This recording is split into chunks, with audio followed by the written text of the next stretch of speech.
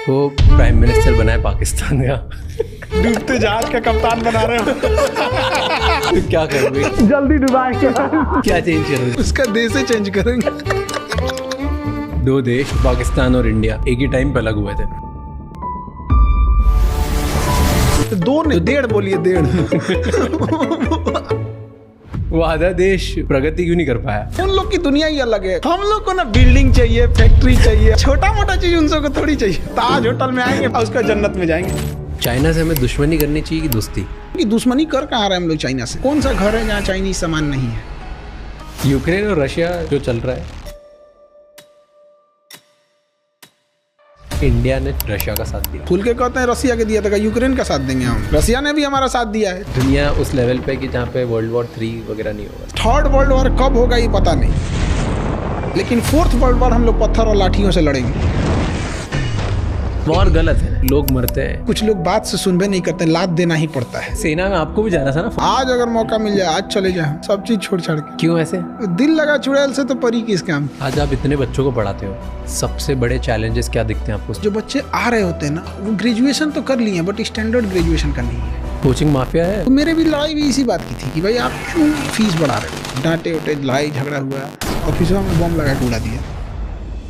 बिहार में क्या है, आज तक क्यों ऐसी कहानियां अभी भी आती है? एक हफ्ते पहले की बात बता रहे हैं। 19 साल का बच्चा आइसक्रीम बेच रहा था। एक आदमी आया, आइसक्रीम दे, कहा भैया पैसा दीजिए। तो हमरा से पैसा मांगेगा, मुंह में गोली बंदूक घुसाया और गोली मार दिया। आज बच्चा क्या करे जिससे वो पैसे कमा सकता है, आगे बढ़ सकता है? लोग अपने सपने पूरे करने के लिए बहुत सैक्रिफाइसेस करते हैं। अपना घर छोड़ के एक नई सिटी में जाते हैं, पढ़ने के लिए या बेटर अपॉर्चुनिटीज के लिए। बट नया घर सेट करना ना इतना इजी नहीं होता। इसीलिए शिफ्टिंग के लिए सिर्फ लॉजिस्टिक्स नहीं, एक ट्रस्टेड पार्टनर चाहिए। पोर्टर देता है 100% डैमेज फ्री शिफ्टिंग की गारंटी, वरना 5 लाख रुपए तक वापस। उनकी मल्टी लेयर पैकेजिंग और कन्वीनियंट बुकिंग स्लॉट्स शिफ्टिंग को इजी बना देते हैं। तो अब चाहे आपको इंटरसिटी या इंट्रासिटी शिफ्ट करना हो, तो पोर्टर के साथ लगी सेफ्टी की शर्त। और जब ट्रस्ट की बात हो रही हो, तो एक ऐसे टीचर का नाम जरूर आता है जिन पर लाखों स्टूडेंट्स ट्रस्ट करते हैं, जिन्होंने स्टूडेंट्स को सिर्फ पढ़ाया नहीं बल्कि लाइफ में एक डायरेक्शन दिए। हमारे आज के गेस्ट हैं खान सर। आज के एपिसोड में हम जानेंगे चाइना हमसे इतना आगे क्यों है, पाकिस्तान आज तक इतना पीछे क्यों है, यूएस पाकिस्तान को सपोर्ट क्यों कर रहा है, इंडियन एजुकेशन में सुधार कैसे ला सकते हैं, हमारे देश के किसान आगे कैसे बढ़ सकते हैं, और क्या इंग्लिश लैंग्वेज ने हमें बैकवर्ड बना दिया है। इन सारे सवालों के जवाब आज के पॉडकास्ट में मिलेंगे। So enjoy this episode and watch it till the and.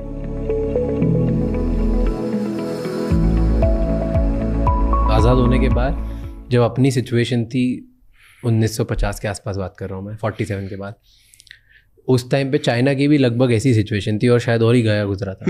पर आज चाइना हमसे बहुत आगे दुनिया पर राज करेगा आने वाले फ्यूचर वर्ल्ड फ्यूचर चाइना का। वो झूठा बात नहीं बोलता है कि हम विश्व गुरु हैं। ना हमारे यहाँ कोई काम की यूनिवर्सिटी जो वर्ल्ड लेवल में हम कह सके, ना कोई इंजीनियरिंग कॉलेज। ड्रोन तो बना नहीं पा रहे हैं, दूल्हा का ड्रोन बनाने वाला चाइना से आ रहा है, जबकि युद्ध ड्रोन पे चला जा चुका है। तो हम लोग फॉल्स ईगो में हम लोग नहीं जी रहे, हम लोग जी रहे हैं। चाइना ऐसा नहीं करता है। आगे निकल क्यों गया चाइना? एक होता है रियलिस्टिक सोच, एक होता है आपका आइडियोलॉजिकल, काश ऐसा होता, दुनिया ऐसी होती। तो हम लोग उसमें जी रहे हैं। और चाइना रियलिस्टिक है, भाई सड़क बनेगी बनेगी, काम खत्म। अब हम लोग को क्या है कि इंग्लिश थोपिए। इंग्लिश थोपने के चक्कर में 70% स्टूडेंट की जो नॉलेज है, जो वर्क फोर्स है, जो उसका टाइमिंग, वो इंग्लिश में चला गया। यूपी बिहार झारखंड के बच्चे जो एक मेजर पॉपुलेशन को होल्ड करते हैं, हरियाणा से लेके आप उस नॉर्थ बेल्ट को ही पूरा पकड़ लीजिए, इतने लेबोरियस बच्चे हैं। बट क्या प्रॉब्लम क्या है कि उनके पास पैसे की प्रॉब्लम्स है। पैसे की प्रॉब्लम होने की वजह से अच्छे स्कूल नहीं है, और अच्छे स्कूल ना होने की वजह से उनका इंग्लिश पे कमांड अच्छा नहीं है। अब वो अपने आप को लो फील कर रहे हैं बिना मतलब का। हम भी इंग्लिश मीडियम में मेरे घर वाले पढ़ाएं, 12-13 साल इंग्लिश मीडियम में पढ़ाएं, हम एक ही चीज़ सीखे, मे आई गो टू ड्रिंक वाटर। उसके बाद कुछ बुझाया ही नहीं हमको। 1970 के आसपास में चाइना में माओ जेडोंग आए थे।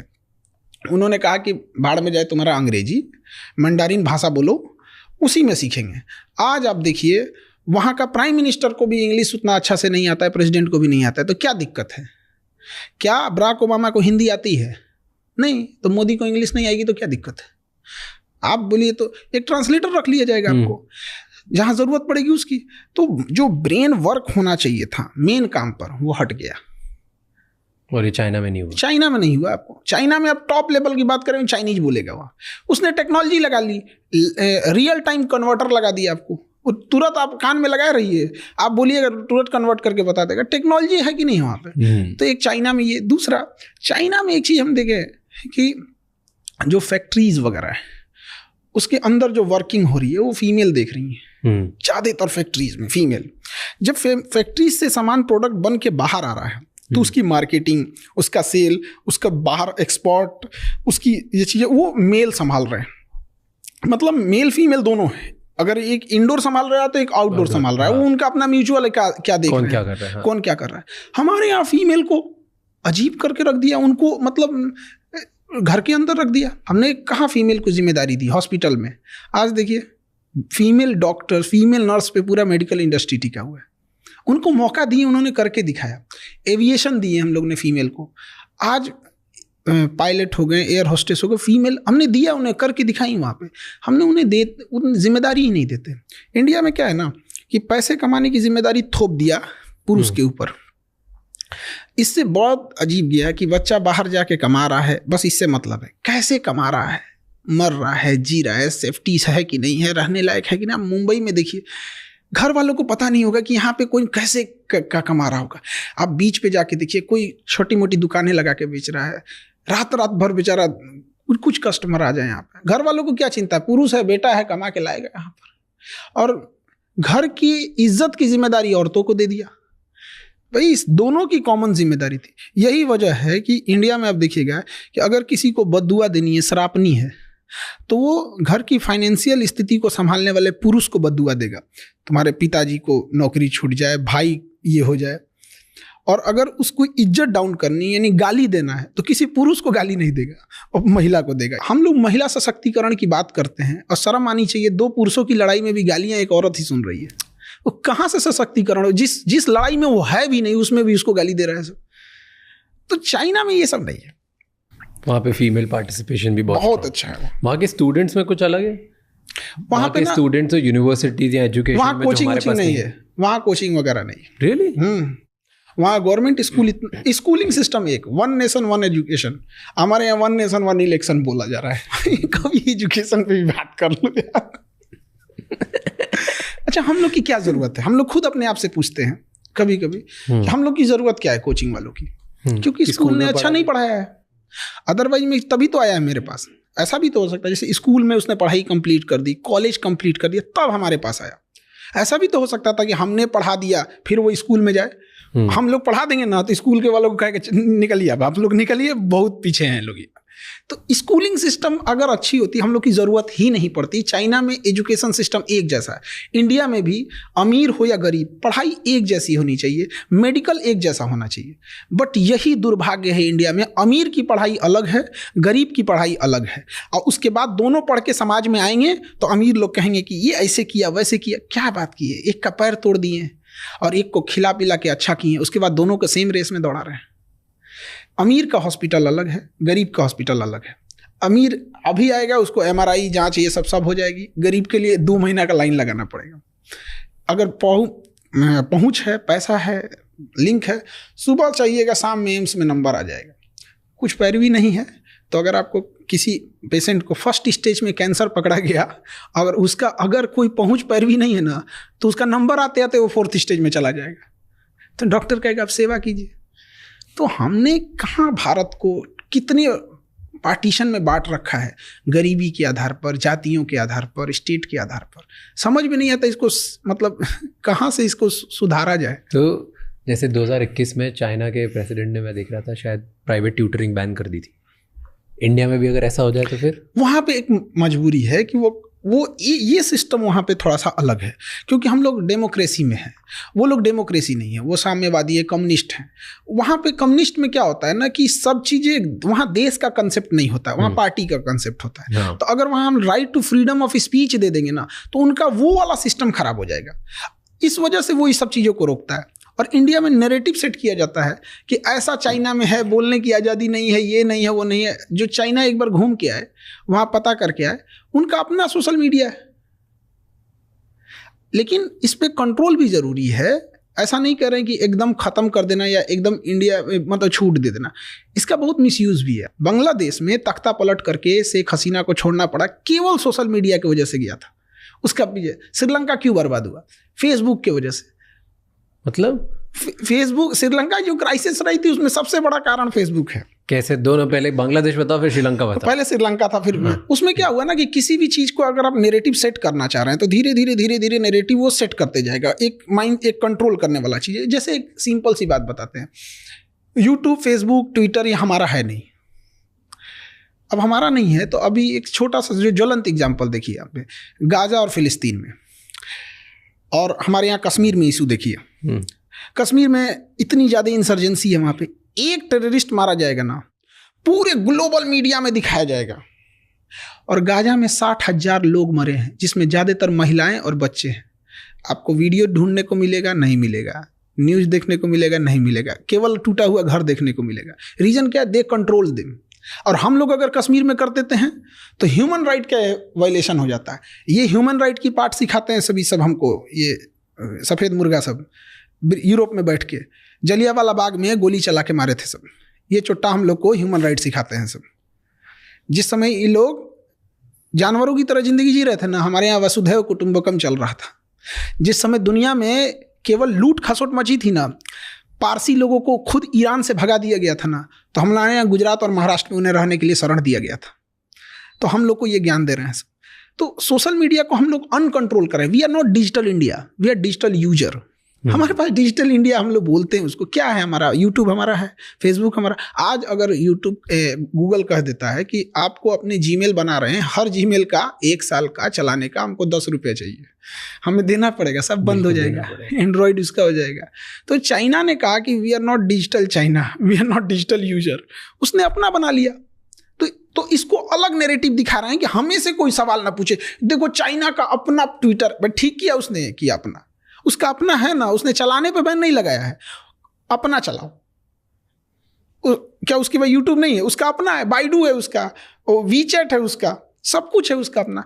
हम लोग का एक चीज डिजिटल में बहुत अच्छा हुआ, पेमेंट सिस्टम, यूपीआई, वो बहुत बेहतरीन है। पूरी दुनिया में वैसा नहीं है, बाकी जगहों पे हम लोग का उतना अच्छा नहीं है।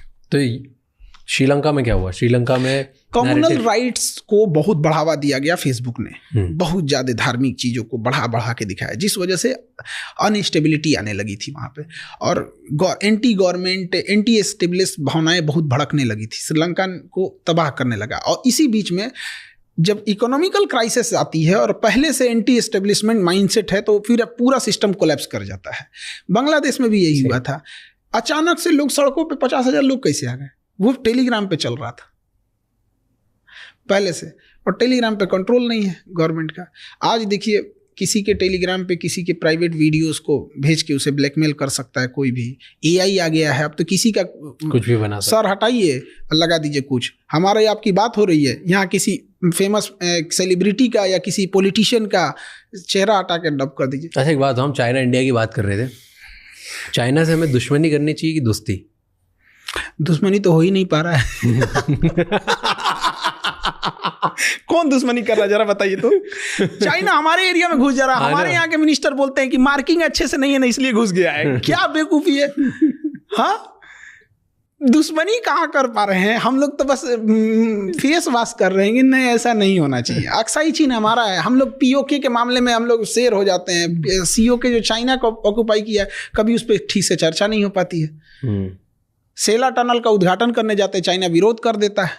क्या मतलब बनता है? ताइवान को हम लोग एक्सेप्ट नहीं करते हैं एज ए कंट्री। किसके डर से? चाइना के डर से। क्यों डरते हैं? ये हम थोड़े डर रहे हैं। जो बैठे हैं लोग डर रहे हैं। लोग हम तो कह रहे हैं काहे डर रहे हैं भाई। बट आपको क्या लगता है क्यों डर है? कुछ तो रीजन होगा तभी। अब डिप्लोमेटिक है, वहां पे शुरू से चला आया है। ऐसा नहीं कि मोदी जी डर रहे हैं, मनमोहन सिंह भी वही कर रहे थे। तो कई बार हम लोग ये कहते हैं ना, तो लोगों को लगता है कि नहीं ये कर रहे थे, वो भी वही कर रहे थे। तिब्बत चाइना ने कब्जा कर लिया था। पंचशील समझौता लेके जवाहरलाल नेहरू घूम रहे थे, चाइना ने पीठ पे खंजर मार दिया। अब तिब्बत के मामले में हम लोग खुल के नहीं बोल पाते हैं। दलाई लामा को लेके चाइना हमेशा कुछ ना कुछ वो करते रहता है। तो हम लोग कहाँ चाइना से लड़ ही रहे हैं, कहाँ चाइना से दुश्मनी ही कर रहे हैं।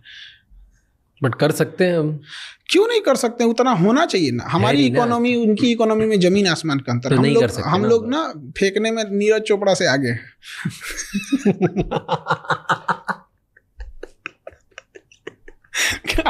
फेंकने में अगर ओलंपिक में बांसबाजी में होता ना तो गोल्ड मेडल हम ही लोग का रहता है। वो कोई छीन ही नहीं सकता था, आदमी टेंशन फ्री होता। चल भाई ओलंपिक में एक तो अपना फिक्स है, हमसे ज्यादा कौन फेंकेगा। अजीब अजीब हाल है, इकोनॉमी की हालत दुर्दशा है। इंडस्ट्रियलाइजेशन अब कहाँ चला गया किसी को मतलब ही नहीं होती है। जीएसटी का कोई और छोर नहीं है, किस चीज पे लगा दिया जाएगा जीएसटी का। अब देखिए मेडिकल इंडस्ट्रीज की बात कीजिए, हमारे यहाँ पता नहीं क्या कर रहा है सब इंजीनियर सब, इतना पढ़ लिख के कहाँ खप जाता है सब पता ही नहीं चलता है। MRI machine, CT scan machine Germany से आ रही है, नहीं बनती इंडिया में, और आज़ादी के इतने साल बाद। तो चलिए हर चीज़ में हम आगे नहीं हो सकते हैं। बेशर्मी कहाँ होती है, अगर कोई हॉस्पिटल वाला उस MRI या CT स्कैन मशीन को मंगा रहा है तो उस पर गवर्नमेंट चढ़ जाती है, मंगाया क्या रे, इंपोर्ट ड्यूटी दे। क्या बेशर्मी है। कोई MRI किस लिए मंगाएगा? बड़ी बीमारी के लिए। CT स्कैन MRI खांसी या बुखार के लिए नहीं होता है। कोई जा रहा है वहां पे तो मतलब इट मीन्स उसको सस्पिशियन है बड़ी बीमारी का है। उस पर क्या जरूरत है भैया आपको इंपोर्ट ड्यूटी लगाने की? वो तो आपको अपनी बेशर्मी छुपा रहे हैं। आप इंडिया में बनाओ ना। स्टार्टअप इंडिया मतलब कौन सी गिलास और चम्मच छुरी कांचा बनाएंगे? स्टार्टअप इंडिया इसका मतलब होता है, ये कहाँ बनेगा? उस पर इंपोर्ट ड्यूटी कहीं से बनता है मतलब? तो बेशर्मी हो गई ये तो। बट इसलिए करते हैं ना इंपोर्ट ड्यूटी की, अगर इंपोर्ट ड्यूटी लगाएंगे तो लोग कम बुलवाएंगे, उसकी वजह से कोई यहाँ का इंसान सस्ती चीज़ बनाने की अच्छा कम आएगा MRI मशीन, तो कम आने की वजह से चीजें कम होंगी, नुकसान ज्यादा है हमको। बट प्रॉब्लम्स तो, बीमारियां तो बढ़ रही हैं। तो जो MRI किसी को 1000 रुपये में होना चाहिए आज 5000 7000 लगता है, जिस वजह से एक बड़ा हिस्सा जिसकी मंथली इनकम 8000 10000 है वो MRI कराएगा ही नहीं कराएगा। अब उसके ब्रेन में अगर कोई ट्यूमर था, स्टेज 1 में था, तो उसको दर्द तो होगा नहीं यहाँ पे। अब MRI महंगा नहीं कराएगा, जब कराने जाएगा तो स्टेज 4 आ चुका रहेगा। यहाँ पे सरकार को सारा कमाई करना है इसी की वजह से। और अगर यही बात होना चाहिए था तो अब तक तो बन जाना चाहिए था। 70 साल वेट कर दिए, 75 साल वेट कर दिए, अब क्या पूरा 7 जन्म दे दें इनको? बट ये तो इनोवेशन सिर्फ सरकार की जिम्मेदारी नहीं है ना, ये तो हम लोग की भी जिम्मेदारी। तो उस हिसाब से एक इंफ्रास्ट्रक्चर होना चाहिए, उस हिसाब से एजुकेशन चीजें बढ़नी होना चाहिए, उस बात सही बड़े होना चाहिए। यहाँ पे सरकार इंसेंटिव दे, क्यों नहीं बनेगा? लेकिन बस वही है कि आपको हम कितना भी सैलरी देंगे, लेकिन आपके डिपार्टमेंट में वो सरकारी अधिकारी बैठा रहेगा, उससे नीचे देंगे हम आपको। क्यों नहीं प्राइवेट को दे दे बनाने के लिए? आज आप बोलिए अडानी को, अंबानी को 2 साल में खड़ा कर देंगे। सही हमारा जाता क्या है, वहाँ के इंजीनियर को पूछा कितना सैलरी है तुम्हारा? 25 लाख, आ जाओ 30 लाख, खत्म। इसमें कौन सा दिमाग लगाना? इतना आसान थोड़ी होगा, कुछ तो और नुआंसेस होंगे। ऐसा नहीं है कि हर चीज इतनी आसान होती है, बट नामुमकिन नहीं है, और इतना भी मुश्किल नहीं है कि जो 70-75 साल लगा दिए। अमेरिका के सामने हम क्या लैक करते हैं? अमेरिका के पास क्या है, बिजनेस, इंटरनेशनल अपॉर्चुनिटीज ज़्यादा हैं, एंटरप्रेन्योर का पूरा माहौल है वहाँ पर, और गवर्नमेंट भी उसी हिसाब से सपोर्टिव है। तो इस वजह से हमारे यहाँ क्या है ना कि चूँकि इलेक्शंस है, तो इलेक्शंस में क्या है कि एक मेजॉरिटी पब्लिक को ध्यान दिया जाता है, और जो एंटरप्रेन्योर हैं, जो बड़े कारपोरेट हैं, उनको कोई ध्यान नहीं देता है, और ना ही वो लोग कभी इशू बने रहते हैं कभी किसी इलेक्शन का। जैसे डोनाल्ड ट्रंप ने कहा कि हम सरकारी नौकरी खत्म करेंगे, लोगों ने इसको सपोर्ट में वोट देके जिताया। हमारे यहाँ कोई बोल दे गवर्नमेंट नौकरी खत्म करेंगे, क्योंकि आपने प्राइवेट में पहले वैसी अपॉर्चुनिटी नहीं दी। तो आप कोई एक पैर पे बैसाखी लेके चल रहा है तो उसका पहले पैर ठीक कर दीजिए, उसके बाद कहिए हम तुम्हारी बैसाखी छीन लेंगे। आप उसका पैर भी ठीक नहीं किए, कहेंगे तेरा बैसाखी छीन लेंगे, तो मारेगा ही ना वो। अभी आपने वो पढ़ा टैरिफ लगा दिया है? हाँ, रेसिप्रोकल टैरिफ लगाया उसने। हाँ। 26% हम लोग लगाया, चाइना में भी तो और बेहतर लगाया उसने। हाँ, हमने 52 लगाया, उसने सब जो जितना लगाया ना उसका हाफ करके लगाया। रेसिप्रोकल उसने बोला ही है। तो ये अच्छा है गंदा है? ये उसके देश के हिसाब से है, हर देश को अपना हिसाब से राइट है करने का। तो जब टैरिफ बढ़ाते घटाते हैं तो कभी इम्पोर्ट पे फायदा होता है तो एक्सपोर्ट पे, तो डिपेंड करता है कि हम कितनी चीज़ों का इंपोर्ट एक्सपोर्ट कर रहे होते हैं।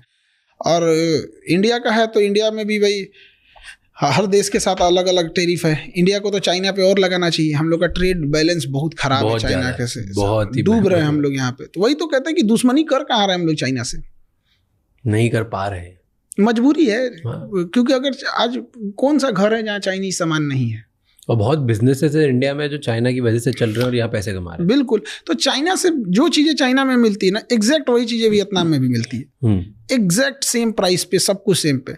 हमको ये नहीं समझ में आता है कि इंडिया वियतनाम से प्रीफर करे। एटलीस्ट वियतनाम चाइना का दुश्मन है, उसी को मजबूत कर दे। नहीं यार, इतनी टेक्नोलॉजी नहीं है वियतनाम में इस लेवल की, जो कुछ भी मटेरियल बुलवाना हो तो ऐसा नहीं है कि हम लोग जैसे चाइना को अगर हम लोग रिप्लेसमेंट के तौर पे देखा जाए तो कुछ साउथ एशिया की कंट्रीज हैं, बट क्या है ना कि हमने ऑप्शन ही नहीं दिया किसी को। जब आप ऑप्शन नहीं देंगे तो अपडेट नहीं होगा, मार्केट नहीं होगी। किसी होटल में कस्टमर ही कम आएंगे तो कितनी वेराइटीज रखेगा।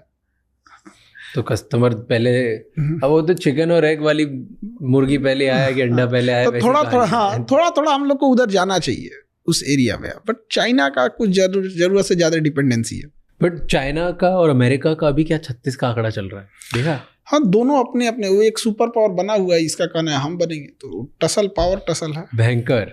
और अभी अमेरिका ने जितना टैरिफ लगाया चाइना ने उतना ही वापस लगा दिया, वो देखा? वो चाइना का ये चीज बहुत अच्छा लगता है। वहां पे आप उसको कुछ भी कीजिएगा वो दबाव देगा। वो देश, उसके यहाँ पॉलिटिक्स नहीं है, उसके यहाँ देश है।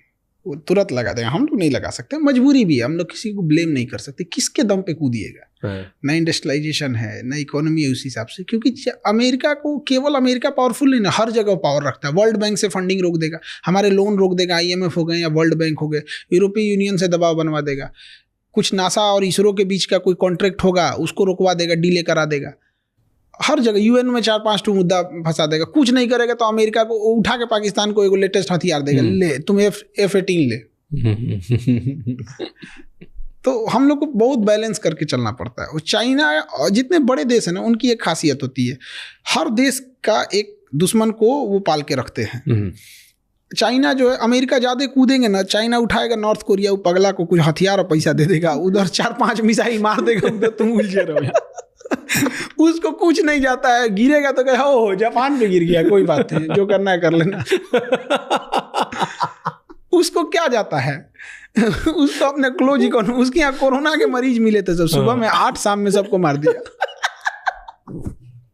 उसका क्या जा रहा है? डिक्टेटरशिप देखना है तो वहां देखिए। उसने, अमेरिका ने कहा कि क्या करे इस इंसान का, इसको पागल किया है। तो उसने क्या किया कि कहा कि नॉर्थ कोरिया में ना डेमोक्रेसी नहीं है, यहाँ इलेक्शन होना चाहिए।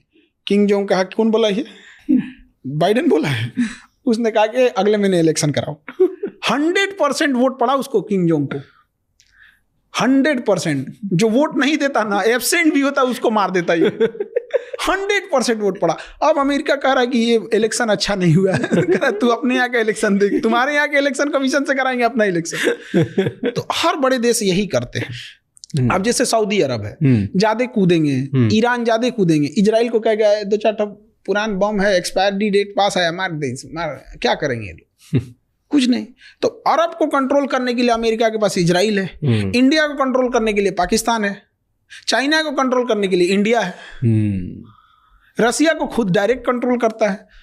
तो हम लोग ज्यादा नहीं ना उड़ सकते हैं, डिपेंडेंट नहीं है। चाइना क्या कर लीजिएगा? अब चाइना को कैसे कंट्रोल करना पड़ेगा? उसको खूब से खूब करेगा, इंडिया को क्या देगा?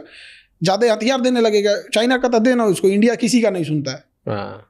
फिर उसको ये भी देखना है ना कि चाइना के बाद हमें इंडिया को ही कंट्रोल करना है, क्योंकि थर्ड हम ही लोग हैं। तो अगर चाइना और अमेरिका कभी लड़ेंगे ही ना, बड़े लोग नहीं। ताइवान को लेके उनके बीच में गर्मी हो गई थी ना, वो तो होते रहता है। धीरे धीरे उसको ऐसा कैप्चर करेगा, बढ़िया से माहौल देखता है। जैसे 1962 में जब हमारे यहाँ वार हुआ था, रसिया हमें बचाने नहीं आया था, बचा भी नहीं पाता, क्योंकि चाइना वो उस माहौल को तलाश रहा था कि 1960 में हम लोग का पंचशील समझौता खत्म हो गया था। वो सोच रहा था कि ऐसा टाइम आए ना जहाँ वर्ल्ड उलझी हुई हो। उसी समय क्यूबन मिसाइल क्राइसिस हुआ था।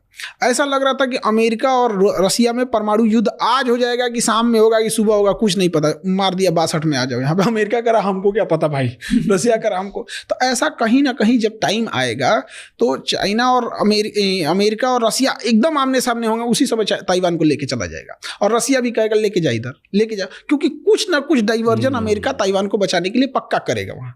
अब इसीलिए चाइना को देखिएगा हमेशा कुछ ना कुछ गड़बड़ सड़बड़ करते रहता है ताइवान में। हाँ। वो पाथ तलाश रहा है कि कहाँ कहाँ से एंट्री करेंगे, क्या करेंगे, वो ड्रिल कर रहा है, ड्रिल। किसी दिन ड्रिल के नाम पे अनाउंस करेगा this is not drill, now this is वो ले लेगा ताइवान, दब लेगा। लेकिन जिस समय रसिया अमेरिका बिजी रहेंगे वो ताइवान की ओर जाएगा। बट अगर हम मैप में देखेंगे तो ताइवान एकदम फार ईस्ट है, तो इसे अपनी हैवी मिलिट्री, एयरफोर्स, नेवी को ताइवान की ओर ढकेलना पड़ेगा। एग्जैक्ट वही टाइम होगा हम लोग कश्मीर के लिए अक्साई चीन पे चढ़ जाए, पर हम थोड़ी करेंगे। अब ये तो मोदी जी बताएंगे पर हम नहीं करेंगे ना, क्योंकि यही खराबी लगती है। आपके पास है वहां पे, हमारी सेना लड़ सकती है, पर इंडिया आगे बढ़ के कभी भी ना लेता है, ना अटैक करता है, कुछ नहीं करता। हमारी फिलॉसफी नहीं है। 70 साल से देख लो आप, कुछ भी नहीं, हमारी ये फिलॉसफी मानते ही नहीं हमें। फिलॉसफी चेंज करने की जरूरत है। पब्लिक जब प्रेशर लगाएगी तो पब्लिक को ये सब चीज़ों से मतलब ही नहीं रहता है। और वो सब लोग को अपनी हमारा जात ठीक है, हमारा धर्म ठीक है, हमारी राजनीतिक पार्टी ठीक है, माइंडसेट बहुत ख़राब होता है। नेशनल इंटरेस्ट देखना चाहिए। तो यही मौका है, नहीं तो चुपचाप देखेंगे ताइवान ले लिया, कि ताइवान ले लेगा उसके बाद चाइना फिर नहीं रुकेगा। ताइवान लेने के बाद तो खत्म, बेलगाम घोड़ा। क्योंकि वो सेमीकंडक्टर सिलिकॉन शील्ड उसको रोक के रखा है। और दूसरा उसके बाद क्या है ना कि इसका इंटरनल इशू खत्म हो जाएगा चाइना का। ताइवान लेने के बाद इंटरनल खत्म हो जाएगा, फिर वो केवल और केवल फोकस्ड हो जाएगा एक्सटर्नल पे। और कुछ भी कर ले चाइना, अमेरिका ताइवान को बचाने के लिए एटॉमिक वार नहीं ना करेगा। और चाइना का तो कोई लिमिट नहीं है, उसको तो हर हाल में वो चाहिए ही चाहिए, वहाँ पे ले ही जाएगा वहाँ पे। तो ये फ्यूचर आपको लगता है कि होना ही? हाँ, बस हम लोग बस ये देखना यूरोप कितना अनस्टेबल रहता है। इस बीच में ये फिलिस्तीन और गाजा वाला ना उठ गया, वरना यूक्रेन और रशिया ज्यादा उलझे रहते तो निपटा देता इधर ही। यूक्रेन और रशिया जो चल रहा है उसमें आपको लगता है कि इंडिया ने चुप रह के रशिया का साथ दिया? तो हम खुल के कहते हैं रसिया के दिया था, यूक्रेन का साथ देंगे हम? क्या किया हमारे लिए? बिना मतलब का आएंगे साथ, कोई नहीं, सूरजमुखी का फूल भेज दिए, 2-4 को रिफाइन तेल भेज दिए तो हम आपका साथ दे देंगे। रखे रहो अपन रिफाइन तेल, हम ब्राजील से मंगा लेंगे। यहाँ खुल के बोलते हैं रसिया का साथ दिए हैं, रसिया ने भी हमारा साथ दिया है, चाहे यूएन में वीटो का मामला हो। इसमें खुल छुपा उपा के कौन सा बात करना? अब हम लोग कोई डिप्लोमेटिक पोस्ट पे थोड़े बैठे हैं कि लोग हमसे पूछेगा हाँ साथ दिए हैं। अमेरिका खुल के कहता है ना कि वो इजराइल का साथ दिया है, अमेरिका खुल के कहता है कि वो यूक्रेन का साथ दिया है। हम क्यों मोए मोए करें? हम भी दिए हैं, पर बोलते नहीं ना हम खुल के। हाँ, नहीं बोलते हैं, हमारी कुछ मजबूरी, क्योंकि यूरोपीय यूनियन है सब और उधर अमेरिका है, पूरा वर्ल्ड एक साइड से हो गए हैं सब यहाँ, और हम लोग थोड़ा सा इसमें। आपको लगता है यूक्रेन और रशिया में कौन सही है? रसिया। क्यों? आप मेरे दुश्मन को मेरे सिधाने ले आके बैठाइएगा, हम क्या करेंगे? विरोध करेगा कि नहीं करेगा? ऑब्वियस बात है। नाटो का आर्टिकल 5 कहता है कि नाटो की कोई भी कंट्री रहेगी वहां नाटो की आर्मी की पूरी डायरेक्ट एक्सेसिबिलिटी रहेगी। अब बैठा के वहां ले आएंगे रसिया को, भाई तुम्हें डेवलप करना है करो। यूरोपीय यूनियन में गया, कहाँ इसने अटैक किया है? बिना मतलब का उसको कहाँ से जाएगा? और नाटो का मतलब क्या बनता है आज के डेट में, जब वर्ल्ड यूएनओ हाई है, यूएनओ कहता है कि हम थर्ड वर्ल्ड वार होने नहीं देंगे। ये 32 कंट्री मिलके कहते हैं अगर हमारे पे किसी ने मारा हम सबको मिलके मारेंगे। क्या मतलब बनता है? नाटो का तो होना ही नहीं चाहिए दुनिया में। फिर 32 कंट्री अब हेल्प क्यों नहीं कर रही है जब ये हो रहा है? तो मारे हुआ पुतिन बैठा हुआ है, उसको क्या जाता है? वो तो नॉर्थ कोरिया से बुलाया है सैनिक को जानबूझ के यूक्रेन में घुसाने के लिए, क्योंकि नॉर्थ कोरिया के पास एक बहाना मिल जाएगा कि किसी दिन अगर इसके 2-4 सैनिक मारे गए तो कह देगा हमारे सैनिक मारे गए, यानी हमारे देश पे आया हुआ है, हमारे पास परमाणु बम खाली है। वो जानबूझ के लाया ना कि उसके पास एक और फ्रंट खुला रहे। और जब से ट्रम्प आए हैं तब से तो यूक्रेन और कमजोर हो गया। क्यों? वो तो जो वीडियो आया उसमें भी उसने क्लियर ही कर दिया दुनिया में, जबकि अमेरिका तो साथ दे रहा था यूक्रेन का। बिल्कुल, वो तो सब यूरोप वाला सब साथ ही दे रहे थे सब। तो अब क्या? अब समेट लेगा डोनबास को और ये वाला रीजन को। उसने पहले फ्री इंडिपेंडेंट स्टेट घोषित कराएगा, उसके बाद से फिर करा देगा कि भाई मेरी इकोनॉमी उतनी अच्छी नहीं है, हम यूक्रेन से टूट तो गए हैं लेकिन फिर हम रसिया में मर्जर चाहते हैं। रसिया में मर्जर हो जाएगा, जैसे क्रीमिया हुआ वैसे डोनबास हो गया, डोनेस्क हो जाएगा, मर्जर हो जाएगा। और उस एरिया में रसिया ने जितने भी फाइनेंशियल लॉसेज हुए, जितना उसका पैसा खर्च हुआ है, उस एरिया में इतने मिनरल्स हैं, उससे उसकी रिकवरी हो जाएगी। मतलब फ्यूचर तो अब यही है, यूक्रेन गया। दूसरा एक और रीजन समझिए, पुतिन इतने दिन से राष्ट्रपति है, 10 साल प्रधानमंत्री रहे, और उस समय राष्ट्रपति तब इंडिया की तरह रसिया का होता था कि राष्ट्रपति के पास कोई पावर नहीं रहेगा, सारा पावर प्राइम मिनिस्टर के पास रहेगा। तो पुतिन 10 साल तक प्राइम मिनिस्टर थे। बट रसिया का एक रूल है कि 10 साल से ज्यादा, आप 2 टर्म से ज्यादा पूरा नहीं कर सकते। तो उसका जब 10 साल कंप्लीट होने वाला ना, तो उसने अपने संविधान में संशोधन कर दिया कि प्राइम मिनिस्टर के पास अब कोई पावर नहीं रहेगा, अब सारा पावर राष्ट्रपति के पास रहेगा, और खुद राष्ट्रपति बन गया। वीडियो गेम खेल रहा है। अब 10 साल उसका पूरा हो गया 2022 में। हाँ। अब क्या करें भाई, यहाँ तो 2 टर्म से। तो स्पेशल अमेंडमेंट इन कॉन्स्टिट्यूशन 2036 तक इसमें कोई चेंजिंग नहीं होगा। इंडिया में भी ऐसा हुआ था, 2002 में हुआ था कि लोकसभा की सीटें 2026 तक नहीं बढ़ाई जाएंगी। तो उसने कहा कि 2036 तक मतलब अभी एज इट इज रहेगा यहाँ पर। अब इंटरनल बगावत होने लगा। तो जब इंटरनल बगावत होती है ना, तो इसको कंट्रोल करने का सबसे आसान तरीका होता है ना, कोई वार कर दो। ऐसे ही माओ के टाइम पे हुआ था 1960 में चाइना में मार दी, इंडिया में लड़ गए यहाँ पे। ऑब्वियस बात है, अभी आज चाहे महंगाई जितनी भी हो, चाहे जो भी हो, हमें अपने प्रधानमंत्री से या एट ए टाइम के प्रधानमंत्री या पहले के कोई भी प्रधानमंत्री लाख शिकायत होगी, लेकिन जब वार के टाइम पे तो हम सब एक हैं। कारगिल के टाइम पे कोई ये कह सकता है क्या कि हम अटल बिहारी वाजपेयी के साथ नहीं थे, भले उन्हें वोट न दिया हो। तो पुतिन के लिए युद्ध लंबा खींचना अपने विरोधियों को निपटाने का एक अच्छा रास्ता। निपटा दिया अंदर। वो क्या नाम थे उनको, वैगनार ग्रुप के थे, प्रेगोजिन की क्या नाम था, उनको जहाज से उड़वा दिया, जा रहे थे बेलारूस। तो रसिया का एक अलग है, वो लड़ाई को केवल ये नहीं देखिए वहाँ पे, वो चाहे तो खत्म करके आज ही ले सकता है, लेकिन लंबा कर रहा है, खींच रहा है उसको। उसकी पॉपुलैरिटी, उसका विश्वास, उसकी नेशनलिटी बढ़ रही है कि ये रशियंस के साथ है। रसिया को यही बचा रहा है, दुनिया को अपने यहाँ दिखा रहा है रसियन भाषा में बोल के। उसकी न्यूज़ तो चल रही है ना कि आज अगर पुतिन नहीं होता तो पूरी दुनिया रसिया को समेट चुकी होती। ना नाटो कहाँ तक चला गया रहता, दिखाएगा वहां पर कि ना क्रेमलिन बचा होता, ना मॉस्को बचता, ना पीटर्सबर्ग बचता, ना व्लादिवोस्टोक, सब यूरोप वाले कब्जा कर लेते। तो लोगों का रहता यही रहेगा, पुतिन ही रहेगा, 2036 नहीं जी 50 तक रहेगा। वॉर गलत है ना, लोग मरते हैं। वॉर गलत रहता ना, बांसुरी बजाने वाला कृष्ण कन्हैया महाभारत होने नहीं देते। कुछ लोग बात से सुनबे नहीं करते, लात देना ही पड़ता है। आप 32 देशों के ग्रुप, जिसमें एटॉमिक पावर 3 के पास है, ब्रिटेन के पास है, फ्रांस के पास है, अमेरिका के पास है, पावर में सबसे ज्यादा, लॉबी सबसे ज्यादा, टेक्नोलॉजी सबसे ज्यादा, हथियार सबसे ज्यादा, यूएन में पहुंच सबसे ज्यादा, इसके बावजूद ही 3200 मिल के एक साथ रहेंगे और कहेंगे कि हमें कोई मारेगा, हम 3200 मिल के मारेंगे। सद्दाम हुसैन को पूरा उड़ा दिया, सब लीबिया को पूरा उड़ा दिया, यमन को पूरा उड़ा दिया, सीरिया को पूरा उड़ा दिया। हमारे पास ये जितने देशों को उड़ाया, कम से कम 2 से 3 लाख इंडियंस वहां काम करते थे। हमें क्या मिला? कुछ नहीं। बीच मझधार में छोड़ के अफगानिस्तान को चला गया। अफगानिस्तान में हम लोग के करोड़ों इन्वेस्टमेंट है, सब फंस के रह गए। तो क्या मतलब बनता है आज के डेट में नाटो का? हिम्मत नहीं है किसी देश के पास ये कहने की कि नाटो गलत है। वो अलग बात है, बट गलत तो है ना। पर उनका मेन आइडिया तो ये है ना कि कोई भी एक दूसरा पावरफुल देश हम छोटे छोटे देशों को अलग तरीके से खत्म ना करे, इसलिए हम सब साथ में जुड़ के रहेंगे, क्योंकि हम सब बहुत पास में बहुत छोटे छोटे देश हैं। कौन? यूरोप वाले कहते हैं ऐसा? हाँ, तो मेन मतलब तो इसीलिए तो स्टार्ट हुआ था ना नेटो, कि एक छोटा देश नाटो हुआ था किसको कंट्रोल करने के लिए। उस समय रसिया बेलगाम था, यूएसएसआर था। तो यूएसएसआर इधर रसिया था। हाँ, तो ये बहुत बड़ा था, ये था, छोटे छोटे जब ये खत्म हो गए, जब आप कहें कि भाई हमको रसिया से डर है इसलिए हम ग्रुप बना रहे हैं, रसिया टूट गया, अब ये रहा, बड़े देश तो इसे भी खत्म करो भैया। तो फिर तो वही बात हुआ, इसके डर से आप बनाए और आप खुद बने गए, तो आपके डर से भी तो कोई और बनाना चाहिए। फिर चाइना बना लिया तो क्या गलत किया? चाइना बना ले, नॉर्थ कोरिया बना ले, इराक बना ले, ईरान बना ले, तालिबान मिल के बना ले सब, कि हम 5 पे कोई मारेगा तो हम मार देंगे परमाणु बम। उधर चाइना संशोधन कर दे कि हमारा ईरान एलआई है, हमारा नॉर्थ कोरिया एलआई है, तालिबान हमारा एलआई है, गाजा हमारा एलआई है। किसी पे अगर होगा तो हम अपने एटॉमिक पावर का यूज कर सकते हैं, तो हो गया काम खत्म। तो ये थर्ड वर्ल्ड वॉर किस चीज से होगा हमें पता नहीं, लेकिन एक कहावत का एक विद्वान ने कहा था कि थर्ड वर्ल्ड वॉर कब होगा ये पता नहीं, लेकिन 4th वर्ल्ड वॉर हम लोग पत्थर और लाठियों से लड़ेंगे। क्योंकि थर्ड वर्ल्ड वॉर में इतनी तबाही मचाएगा सब कि हम लोग स्टोन होज में चले जाएंगे।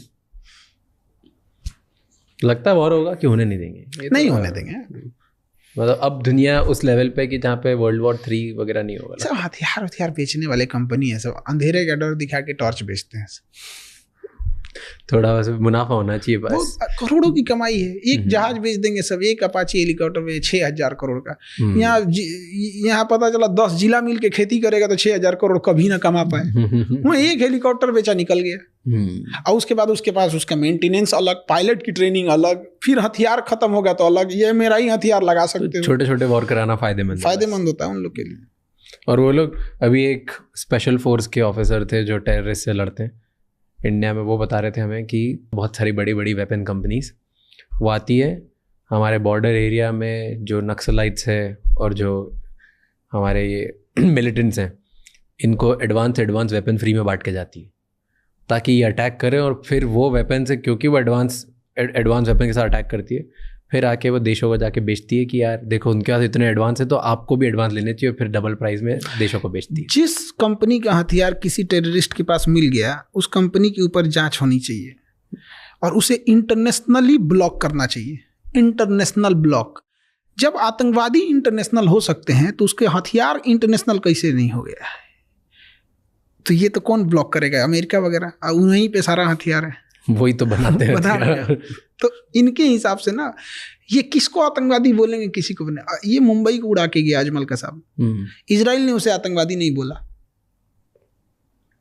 क्या बेशर्मी है। क्यों नहीं बोला? कहा कि हम अभी जांच कर रहे हैं, हमारे हिसाब से नहीं हो रहा है। क्या बेशर्मी है। इजराइल इतना पावरफुल क्यों है? सारे देश डरते क्यों? आपने एक वीडियो बनाया इसके ऊपर कि इजराइल से सारे देश डरते हैं।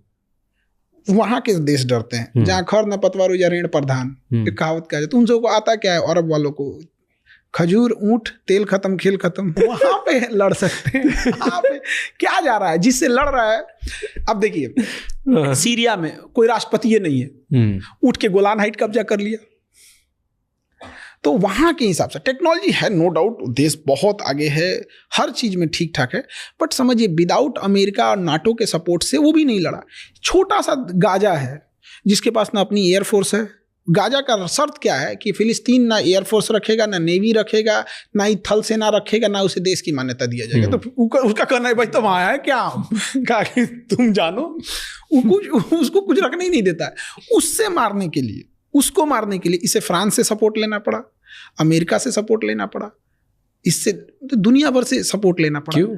उसके पास हथियार खत्म हो गए ना। तो ऐसा क्यों? वो इतनी सी बेल्ट ने इतना, अगर इसको खत्म ही करना है तो जरा से गाजा ने कैसे परेशान कर दिया इनको? एक बिल्डिंग को मारने के लिए आपके पास कम से कम 10 एक्सप्लोसिव उड़ानी पड़ेगी। एक मोहल्ला को उड़ाने के लिए आपके पास एक तो डिपो उड़ जाएगा। पूरी कंप्लीट हथियार किसी को कंप्लीट डेमोलिश करने के लिए तो बनाया नहीं जाता। हथियार आपको आगे एडवांटेज देने के लिए बनाया गया। अब आप उसको कंप्लीट डिमोलिश करने के लिए जाएंगे तो क्या होगा? अब जेसीबी है थोड़े मोड़े खोदने के लिए, आपको ये पूरी शहर को खोदो, पागल हो जाएगा यार, हमको इसलिए बनाया ही नहीं यार। वो तो परमाणु बम बनाया गया था कंप्लीट डेमोलिश करने के लिए। तो इनका ग्रुप बहुत तगड़ा है। इजराइल हो गए या नाटो वाले, इनका ग्रुप बहुत तगड़ा है।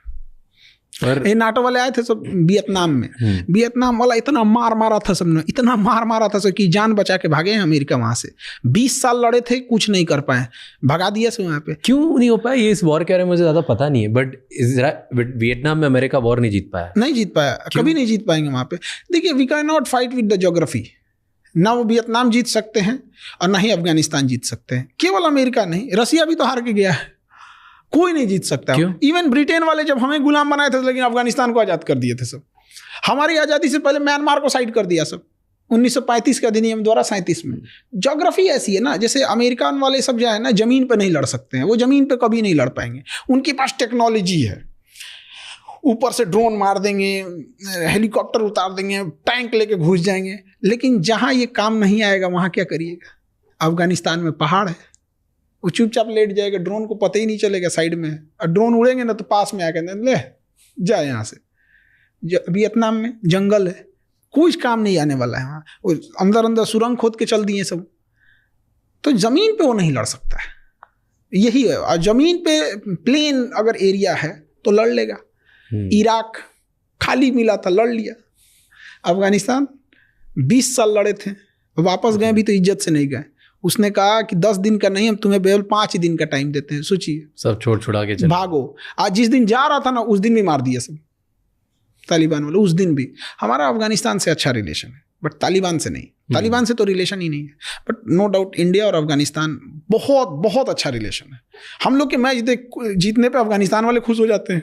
पर तालिबान के साथ अभी क्या हो रहा है रिलेशनशिप? अभी तो कोई रिलेशन ही स्टार्ट नहीं है, बट इंडिया को कुछ ना कुछ सोचना पड़ेगा। आपने खुला मैदान छोड़ दिया, वहां से चाइना घुस जाएगा।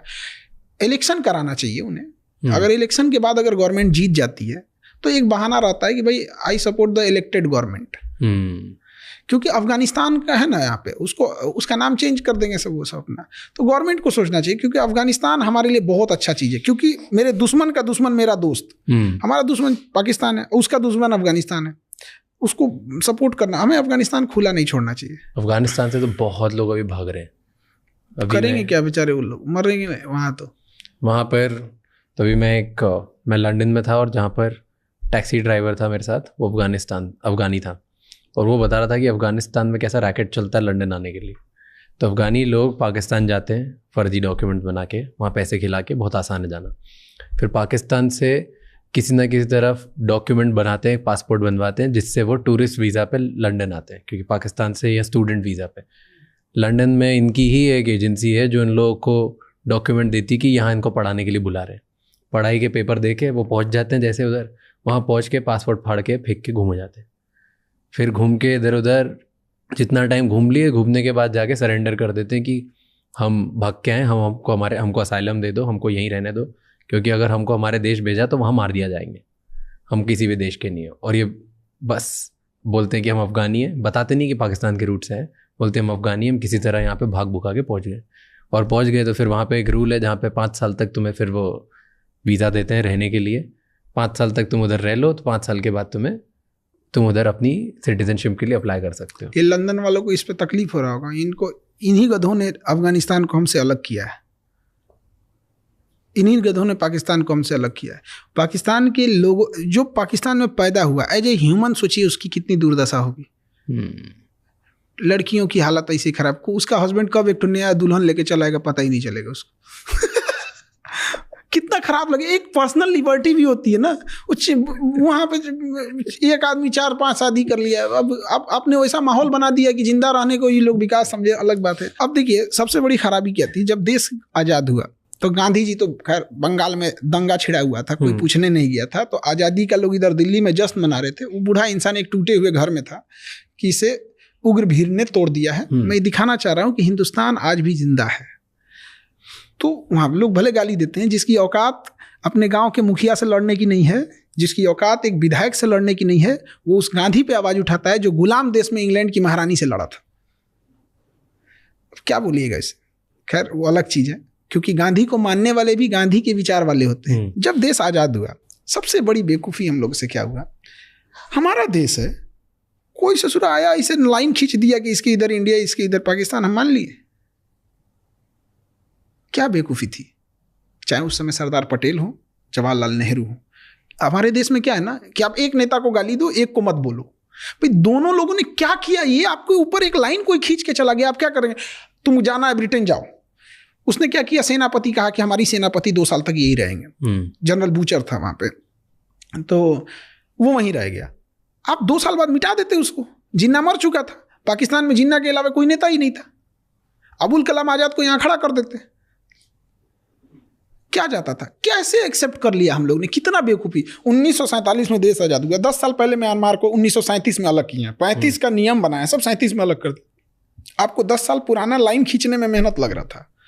क्या बेवकूफ़ी है ये सब चीज़, खींच खाच के मिटाया। कौन है लाहौर बोलता है यहाँ पे, लाहौर तुम्हारे बाबा का लाहौर है, हाँ बप्पा रावल का है।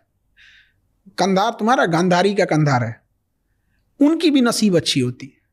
हमारे यहाँ ना ऐसे कोई रिलीजन को लेकर लड़ाई झगड़ा नहीं है, वो पॉलिटिक्स का हिस्सा है। ये एक पॉलिटिक्स, उनकी भी मजबूरी है, अगर वो ये नहीं करेंगे तो जीत भी नहीं पाएंगे। जैसे सांप नहीं मारे तो फिर तो सींग तो होता नहीं है सांप को, और कुछ तो है नहीं। वो जिसके पास भाई, तो वो एक अदरवाइज में वो लोग भी बड़ा सुकून से जीते। हमारे बप्पा रावल का लाहौर था, और पूरी दुनिया में एकता की मिसाल थी लाहौर। जहाँ जितनी बड़ी संख्या में सिख रहते थे, उतनी ही बड़ी संख्या में मुस्लिम, उतनी ही बड़ी संख्या में हिंदू, उतनी ही संख्या में ईसाई, सारे लोग, बौद्ध, सब लोग। लाहौर क्या शहर हुआ करता था। आज क्या हो गया है लाहौर, किधर बम फटेगा पता ही नहीं है। बर्बाद कर दिया से इसको। तो ये एक बहुत, हमको सच में ये दुख होता है कि क्या थिंकिंग थी उस टाइम के लोगों की। मान लिया एक कोई फिरंगी आया, लाइन खींच दिया, सीरियल रेड क्लिप बैठा इसे टेबल पे नक्शा लेके, कहा कि कहाँ कहाँ पुलिस स्टेशन है, पुलिस स्टेशन से लाइन खींचते खींचते खींचते खींचते खींच दिया। लाहौर इंडिया में दिया था। तो लोगों ने कहा कि सर आपने तो, पाकिस्तान में तो कोई शहर ही नहीं बचा, कराची है बस। कहा कि तो मैं क्या करूं? कहा एक काम कीजिए, लाहौर दे दीजिए। ऐसे मिटा के ना लाहौर दे दिया, मिटा के दिया वो लाहौर। और हम लोग चुपचाप बर्दाश्त किए थे। क्या बेवकूफी थी। अभी कोई खींच के देख ले। बट पहले इंटरनल फाइट्स थी इसकी वजह से ना, धर्म के नाम पे दो लोग अलग अलग तरीके से लड़ रहे थे, इसलिए कोई तो होना चाहिए जो धर्म के खिलाफ बोले। अब जैसे कोई धार्मिक मामला रहे, हमको क्या ना, हमको कोई फर्क नहीं पड़ता हिंदू मुसलमान, साइड रोलो, बात में नेशनल मैटर का है तो साइड बंद। अभी लाइन मिटाएंगे पहले, उसके बाद टाइम पे बोलते थे ना कि वीर सावरकर थे, लेकिन उनकी आवाज सुनी नहीं टॉप लेवल तक। सुनाने लायक पोजीशन पे भी तो मतलब, अब देखिए वीर सावरकर ने लड़ाई लड़ी थी, बट एक जिस लेवल पे सुभाष चंद्र बोस गए, उस लेवल पे बात ले जाना चाहिए था। सावरकर जी ने पूरा प्रयास किया था अपने हिसाब से, सब लोग ने अपना अपना योगदान दिया, लेकिन उसका क्या फायदा मिला हमको कि हमसे म्यांमार तोड़ दिया, हमसे बांग्लादेश तोड़ दिया, हमसे पाकिस्तान तोड़ दिया, हमसे अफगानिस्तान तोड़ दिया। ये वही हुआ कि हम अपने पथरी का इलाज कराने हॉस्पिटल में गए और हमको बचा तो लिया, लेकिन हमारा दोनों हाथ पर काट दिया। ये भाई क्या करेंगे हम लेके? पथरी का इलाज करना था, कर तुम पथरी सही कर भाई, तेरे को आजादी देनी था, आजाद कर, भाग यहाँ से। ब्रिटेन वहां पे। तो ये आपको लगता है ब्रिटेन की चाल थी कि हमारी इंटरनल पॉलिटिक्स? ब्रिटेन क्योंकि इंटरनल पॉलिटिक्स नहीं, ब्रिटेन का था, 100% ब्रिटेन का था। एक्चुअल में क्या होता है ना कि जब हम किसी से आज़ादी मांगते हैं ना, उसके कुछ साल बाद जो नेशनलिस्ट होते हैं ना, उस आज़ादी की कीमत वसूलते हैं कि तुमने जलियांवाला बाग किया था, तुमने हमसे इतना सोना ले गए, हमसे ये ले गए। तो ब्रिटेन को ये डर सा मारा था, यार ये सब मांगेगा सब हमसे, और फिर ये महारानी का ताज ले जाएगा सब, नहीं देंगे ना तो महारानी संहिते उठा ले जाएगा सब। उसने देखा कि भाई इसको क्या करें हम। तो सपोज कीजिए कि हम किसी के घर से कोई चोरी करके ले जा रहे हैं, मेरे पीछे वो दौड़ गया है, तो कुछ ना कुछ देर में तो हमको पकड़ लेगा, उसका पैर तोड़ देते हैं मार के। तू दौड़ेगा ही नहीं, आएगा नहीं। पैर तोड़ने के लिए उसने कहा ना कि एक काम करते हैं, यहाँ लड़ाओ, ऐसा ना। पहली बार जमीन का विभाजन धर्म के आधार पर कर दिया। उधर म्यांमार में बौद्ध ज्यादा रख दिया, इधर मुस्लिम ज्यादा रख दिया, लड़ो, तोड़ दिया पैर। अब हमें क्या लगता है पाकिस्तान दुश्मन है वो फिलहाल 47 के बाद, लेकिन पाकिस्तान को पैदा करने वाला दुश्मन का बाप ब्रिटेन हुआ। अब तो मिटाना बड़ा मुश्किल हो गया ना। उस समय नया नया चीज था, बंटवारा खत्म हो सकता था। हमको एक चीज नहीं समझ में आता, सरदार पटेल इतने बहादुर, क्या पर्सनालिटी थी सरदार पटेल की, नो डाउट अनमैचेबल, अवतार लिए हुए इंसान थे सरदार पटेल। वो हैदराबाद के नवाब को यूं झुका देते हैं, ऑपरेशन पोलो ले आते हैं। ये जूनागढ़ का नवाब था, वो कह रहा था हम इंडिया में मिलेंगे ही नहीं, उसको भगा दिए यहाँ से। तो जिन्ना ने कहा कि भाई तुम्हारे पास तो बहुत पैसा, आ जाओ यहाँ पे। तो कहा ठीक है आ जाते हैं। जिन्ना ने जहाज भेजा, पानी वाली जहाज। सरदार पटेल ने, तुम्हारी संपत्ति कैसे जाएगी बे, यहीं रहेगी, तुम्हारे बाप की है। तो वो जूनागढ़ का नवाब केवल 1200 कुत्ता लेके गया था, उसको कुत्ता पालने का शौक था। जिन्ना देखा, माथा पीट लिया, कमीने तो कुत्ता लेके आ रहा है यहाँ पे, ना जमीन लाया ना पैसा लाया, कुत्ता लेके आया वहां पे। सरदार पटेल ने नॉर्थ इंडिया पे उतना ध्यान नहीं दिया। कश्मीर इशू में सरदार पटेल और जवाहरलाल नेहरू, तो नेहरू ज्यादा आगे इन फ्रंट पे थे, और उसका सबसे बड़ा कारण था जनरल बूचर। जनरल बूचर ने कहा कि सेनापति हमारा नहीं था, वो ब्रिटेन का था। उसने कहा कि जब तक हरी सिंह साइन करके नहीं देंगे हम करेंगे नहीं। हरी सिंह को नौटंकी पता नहीं किसने दे दिया कि अपना स्विट्जरलैंड बनाएंगे। पूरा खानदान लुट गया हरी सिंह का, बता नहीं सकते हैं इनके घर से किनको उठा के ले गए थे सब। अब हम लोग भी नहीं बोलते हैं कि चलो भैया, सबकी रेस्पेक्ट की बात होती है। लास्ट में देखें ना कि कौन कौन रिश्तेदार तब साइन किए यहाँ पे। सरदार पटेल ने तो वहां से ना भेजा। सरदार पटेल की बात अलग थी। वो इंसान अगर चाह देते ना, ये लाइन मिटाने का मतलब क्या चाहिए, तो पाकिस्तान वाला मिटाते, अफगानिस्तान वाला भी मिटा देते। देखते कोई नहीं देख रहा है, नॉर्थ इंडिया और भी सेंट्रल एशिया में चलते हैं। गलत हो गया उस टाइम हम लोग से। आपको लगता है वो पीएम बनने थे फर्स्ट? बनने तो चाहिए थे, लेकिन जिंदा रहते तब ना। ये बड़ा अजीब सी बात होती है। सरदार पटेल जी की आकस्मिक मृत्यु 1950 में हो गई थी, और हमारे यहाँ पहला इलेक्शन ही हुआ 1951 में। नहीं, 47 के बाद ही। वो तो प्रोविजनल गवर्नमेंट थी। वो तो प्रोविजनल गवर्नमेंट थी, वो तो वायसराय के अंडर में काम कर रही थी। सेनापति मेरा नहीं, वायसराय मेरा नहीं, तो हम क्या करेंगे ऐसा राजा बन के कि जमीनें मेरे सेना नहीं है। तो किसको बनना था पहला प्रधानमंत्री जो चेंज कर देता इंडिया की? तो उस समय जो कर सकते थे 47 में प्रोविजनल गवर्नमेंट में, उन्हीं के हाथ में था, होम मिनिस्टर के अंडर में। नहीं, उसके बाद पहले इलेक्शन के टाइम पे देखिए पहले इलेक्शन के टाइम पे तो बहुत लेट हो जाता है। 47 में ही बात कर रहे हैं, क्योंकि आप बहुत लेट कर दीजिएगा तब तो नहीं हो पाएगा। 47 में ही ये विभाजन खत्म होना चाहिए था।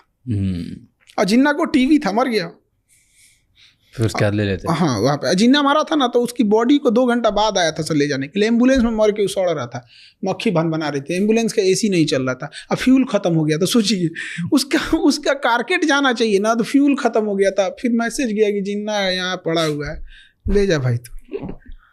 ओके, आप पाकिस्तान की बात कर रहे थे। मैंने आपका एक वीडियो देखा, उसमें थंबनेल था, पाकिस्तान के लोग ये वीडियो मत देखना। ये वीडियो में क्या बताया आपने? ऐसा क्या बताया? 1971 की वार की चर्चा थी इस वीडियो में, और ये आई थिंक 5 साल पहले का वीडियो, 2020 के आसपास का। हाँ, तो उसमें यही बता रहे थे कि मतलब पाकिस्तान अपना किस तरह, मतलब 2 साइड में लड़ाई चल रही थी। एक थी बांग्लादेश साइड में, तो बांग्लादेश साइड में हमारी आर्मी उसके ऊपर भारी पड़ रही थी, और उसने सोचा कि भाई बांग्लादेश तो गया मेरे हाथ से। तो उसने पूरी अपनी टैंक रेजिमेंट और पूरी इन्फेंट्री बटालियन लेके घुस गया राजस्थान में, जिसपे लोंगेवाला की लड़ाई अपने बड़ा फेमस लड़ाई थी।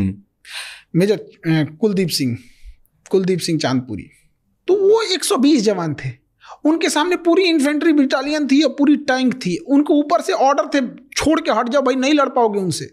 वो लोग नहीं हटे और रात भर रोक दिया उन लोगों को। सुबह आई, जहाजें मार गई। हमारी सेना के ऊपर ऑर्डर आए थे कि हट जाओ, सुबह जो होगा देखा जाएगा। उन्होंने कहा कि भैया सुबह तक ये तो पूरे जोधपुर एयरबेस उड़ा देंगे सब। और उसी लड़ाई में पाकिस्तान की सेना थी, उसको 93,000 फौज को पाकिस्तान से मैसेज था, हटना मत गधा कहीं का, बहुत बिरयानी खिलाए तुमको, हटना मत। वो 93,000 सरेंडर कर दिए। तो 93,000, इन सबको ना चम्मच में थूक के डूब जाना चाहिए। तो क्यों सरेंडर कर दी? कुछ तो लड़ने की औकात होनी चाहिए। यहाँ हम 120 में रोक, यहाँ 120 में रोक दिए हो। 1.25 लाख नू एक लड़ा वहाँ। तो क्यों इनकी नहीं है 93,000? इतने बड़ी, यही तो हमें नहीं समझ में आता है, इतने कैसे जाहिल हो सकते हैं। 93,000 खत्म कर दिए, जबकि इनके पीछे बैक सपोर्ट था ब्रिटेन का, नाटो का, अमेरिका का, सबका बैक सपोर्ट था। अब ये क्या कर सकते हैं? और ये अपने यहाँ अभी भी कहते हैं सरेंडर नहीं हुए थे। यही कहते कि भाई तुम मानोगे हो नहीं कि तुम्हारे यहाँ सरेंडर हुए थे। तो ये बारात में घूमने आए थे 93,000। इनको अमेरिका भी अपनी भेज रहा था ना, शिप सपोर्ट करने के लिए भेजने वाला था पहुंचने से पहले। अमेरिका का तो आधा बेइज्जती पाकिस्तान कराया। उसने पैटर्न टैंक भेजा अमेरिका ने पाकिस्तान को कि अनविंसिबल टैंक है, इसे कोई नहीं उड़ा सकता है। आरसीएल गन से बीर अब्दुल्ला भी उड़ा दिए। अमेरिका का टैंक का ऑर्डर खत्म हो गया। पाकिस्तान, अमेरिका ने कहा कि चोटा तुमको हम नहीं देंगे, टैंक से ज्यादा चलाने वाला मायने रखना चाहिए। अमेरिका ने एक पनडुब्बी दिया, PNS गाजी नाम था उसका। कहा कि इसको कोई नहीं डुबा सकता। उसको हमारा एक जहाज डुबाया, जो जहाज खराब हो गया था, लंगर में था, मेंटेनेंस चल रहा था। INS राजपूत मार के गिरा दिया गाजी को। अमेरिका कहा कि तुमको हम हथियार नहीं देंगे, तुम पूरा बेइज्जत करा के रखा है हमको। 1970 का जहाज था MiG-21। 1970 की मोटरसाइकिल चलाने में डर लगेगा हम लोग को। उतनी पुरानी मोटरसाइकिल चलेगा भी कि नहीं चलेगा, अजीब लगेगा। हम लोग का MiG-21 जहाज 1970 का, उसमें ग्रीस मोबिल सब खत्म है, झर झर झर झर करता है। इसे दरवाजा बंद हो जाएगी, पायलट कहते भाई बंद हुआ कि नहीं, इसे नहीं, भाड़ा पे टेम्पू चलती है वहां पे, वैसा जहाज से। और पाकिस्तान का F-16 मार के गिरा दिया। F-16 मार के गिरा दिए। अब दुश्मन के एरिया से यूं टर्न लेके भागना था। अब ये पुराना जहाज था, टर्न लिए बस वहीं क्रैश हो गया। अब पाकिस्तान पागल हो गया भाई। अमेरिका को कहते हैं भाई अच्छे लोगों को हथियार भेजो, तुम्हारी भी इज्जत बची रहेगी। F-16 मार के गिरा दिया। अब पाकिस्तान कह रहा है कि नहीं गिरा F-16, उसका जो विंग्स टूटा हुआ था वो इंडिया में गिर गया। तो हमारे एयरफोर्स ये देख, ये टेम्पू का दरवाजा है रे। इनको ऐसा लगता है ना कि हमको लगता है, इन सबको ऐसा लगता है कि इनको फरिश्तों से डायरेक्ट फोन नंबर रखे होंगे, सब ये बात करते होंगे उस तरह से। हम लोग का चंद्रयान क्रैश कर गया, होता है। हमारे वैज्ञानिकों ने पूरा कोशिश किया था, वहां पहुंचा कि जमीन पे लैंडिंग ठीक जगह पे नहीं हुई थी। लेकिन उसके बाद तो हम लोग ने अच्छा कर दिया। जब क्रैश किया था तो बहुत खुश थे सब। अरे गधों, जो पहुंच सकता है वो अगली बार अच्छे से पहुंच जाएगा। एग्जैक्टली। अब वो पूछ रहा है सब कि क्या करेंगे चांद पे जाके। मतलब किस स्कूल कॉलेज में, हमको ना कभी कभी लगता है कि हमारे यहाँ स्कूल खराब है। कह रहा है कि चांद पे जाके क्या करेंगे। अरे कल को अगर वहां यूरेनियम मिल जाता है, वहां जाएंगे, यूरेनियम निकाल के लाएंगे। दुनिया का सबसे महंगा चीज यूरेनियम है। सोना चांदी हीरा को पूछता को नहीं। तो मतलब ये तो नॉर्मल लोगों को लगता है कि सोना बहुत महंगा चीज है। अरे सोना मतलब क्या चीज, टांग के घूमो यहाँ पे। यूरेनियम कल को वहां मिलेगा, हम लेके आ जाएंगे। और जब तक इनकी टेक्नोलॉजी बनते बनते पूरा खदाड़ के लेके खत्म कर चुके रहेंगे। दो देश एक ही टाइम पे अलग हुए थे, एक ही हिस्से से अलग हुए थे, पाकिस्तान और इंडिया। दो ने, डेढ़ बोलिए, डेढ़। आधा ही है, उसका आधा बांग्लादेश कट गया। वो आधा देश प्रगति क्यों नहीं कर पाया जब एक ही टाइम पे अलग था? उनमें दिक्कत क्या है? उन सबको ना अजीब दुनिया में जा रहा है सब उनको। उन लोग की दुनिया ही अलग है। हम लोग को ना बिल्डिंग चाहिए, फैक्ट्री चाहिए, हॉस्पिटल चाहिए। ये छोटा मोटा चीज उन सबको थोड़ी चाहिए। सीधे ताज होटल में आएंगे, बम चलाएंगे और उसका जन्नत में जाएंगे। अरे गधा कहीं का। ऊपर वाले को सबसे ज्यादा अगर किसी ने बदनाम किया तो पाकिस्तान वालों ने बदनाम किया। कोई इंसान मेरा नाम लेके किसी को 2 तमाचा मार दे, खान सर की जय, 2 तमाचा मार दे, हम फंस जाएंगे। ये अपने खुदा का नाम लेके बम चलाते हैं। यार फंसा किसको रहे हो? तुम बदतमीज हो, तुम बम मार रहे हो, किसी मासूम को ले रहे हो। तो अच्छे चीज में नाम लो। कहीं तुम परोपकार कर रहे हो, कोई हॉस्पिटल खोल रहे हो, वहां खुदा का नाम। गलत काम में क्यों खुदा का नाम लेते हो? फिर क्या है कि कोई इंसान नॉर्मल नमाज पढ़ रहा है, खुदा का नाम ले रहा है, लोग उसको अंतर नहीं समझ कर पाते हैं। अजीब हाल है ये। कहीं 50 एम्बुलेंस डोनेट कर रहे हो, तुम नाम लो अपने भगवान का, लो अपने खुदा का, लो सबको अच्छा काम में लो। पूरी कम्युनिटी को नाश के रखा है। क्या बोलिएगा इसको? बट प्रॉब्लम क्या है ना, धार्मिक चीजें बहुत ज्यादा आगे नहीं होनी चाहिए। धार्मिक चीजों में एक चीज क्या है ना कि वहां पर आपका धार्मिक चीजें में आप उसमें ना आप लॉजिक नहीं लगाइए। जो बोला जा रहा है चुपचाप एक्सेप्ट कर लीजिए, जो है वही मान लीजिए। अब जब ये बहुत ज़्यादा हो जाएगा ना, समाज को इस चीज़ की आदत लग जाएगी एक्सेप्ट करने की। एक पाकिस्तान के कोई बहुत फेमस इंटेलेक्चुअल थे, वो हम तो उन्हें उतना देखते नहीं हैं, बट उनका एक क्लिप आया था कोरोना के टाइम पे कि वैक्सीन मत लगवाना, अमेरिका की वैक्सीन है। तो हमको लगा कि भाई सुनना चाहिए, भाई पाकिस्तान का स्कॉलर आदमी क्या बोल रहा है। तो हम सुने कि क्यों, उस समय कोरोना सबको डर लग रहा था, जो बोलता था आदमी हम क्या बोल रहा है भाई, सुन सुन सुन कर रहा कि ये अमेरिका की चाल है, वो वैक्सीन में कोई नैनो चिप रखे हैं। हमको और वो इसके हेल्प से, इस वैक्सीन की हेल्प से हमारी दिमाग को कंट्रोल करेंगे, हमारी दिमाग चुरा लेंगे। हम कह रहे भाई अमेरिका को अगर दिमाग चुराना है, तुम गधों का दिमाग चुराएंगे, नाड़ा बांधने के अलावा आता क्या है तुम लोगों को? क्या बेवकूफ़ी चल रही है इन सब की, अलग टाइप का। मतलब इनको देखते तो हमें भी लगता हमारा एजुकेशन सिस्टम ठीक है, चलो भाई कोई शिकायत नहीं है इंडिया से, कोई बहुत अच्छा चल रहा है, इंडिया एकदम ठीक ठाक चल रहा है। जिसने भी लाया है अलग अलग प्रधानमंत्रियों का योगदान है, कम के वो इसे तो भाषण नहीं मचाया है सब जैसे उन्होंने कर दिया। बट वहां पे लगता है कि आर्मी की वजह से दिक्कत है, क्योंकि आर्मी कंट्रोल करती है, आर्मी ही बनाती है प्राइम मिनिस्टर, आर्मी ही हटा देती है, जो प्राइम मिनिस्टर बनता है वो जेल चले जाता है। पाकिस्तान के पास आर्मी नहीं है। नहीं, पाकिस्तान के पास आर्मी नहीं है, आर्मी के पास पाकिस्तान है। ईद के टाइम पर देख रहे थे, ईद में उसका जनरल जो था, सेना का जनरल, पूरे शहर में पोस्टर लगाया हुआ है, ईद मुबारक। अब फोटो लगा, जैसे अपने नेताओं का कैसे फोटो लगता है, शुभकामना, नव वर्ष की शुभकामना, ईद मुबारक, होली की शुभकामना, वैसे सेनापति अपना पूरे शहर में लगवाया हुआ है। क्या इंडिया में लगा सकते हैं? क्या हाल है वहां पे पाकिस्तान वाले?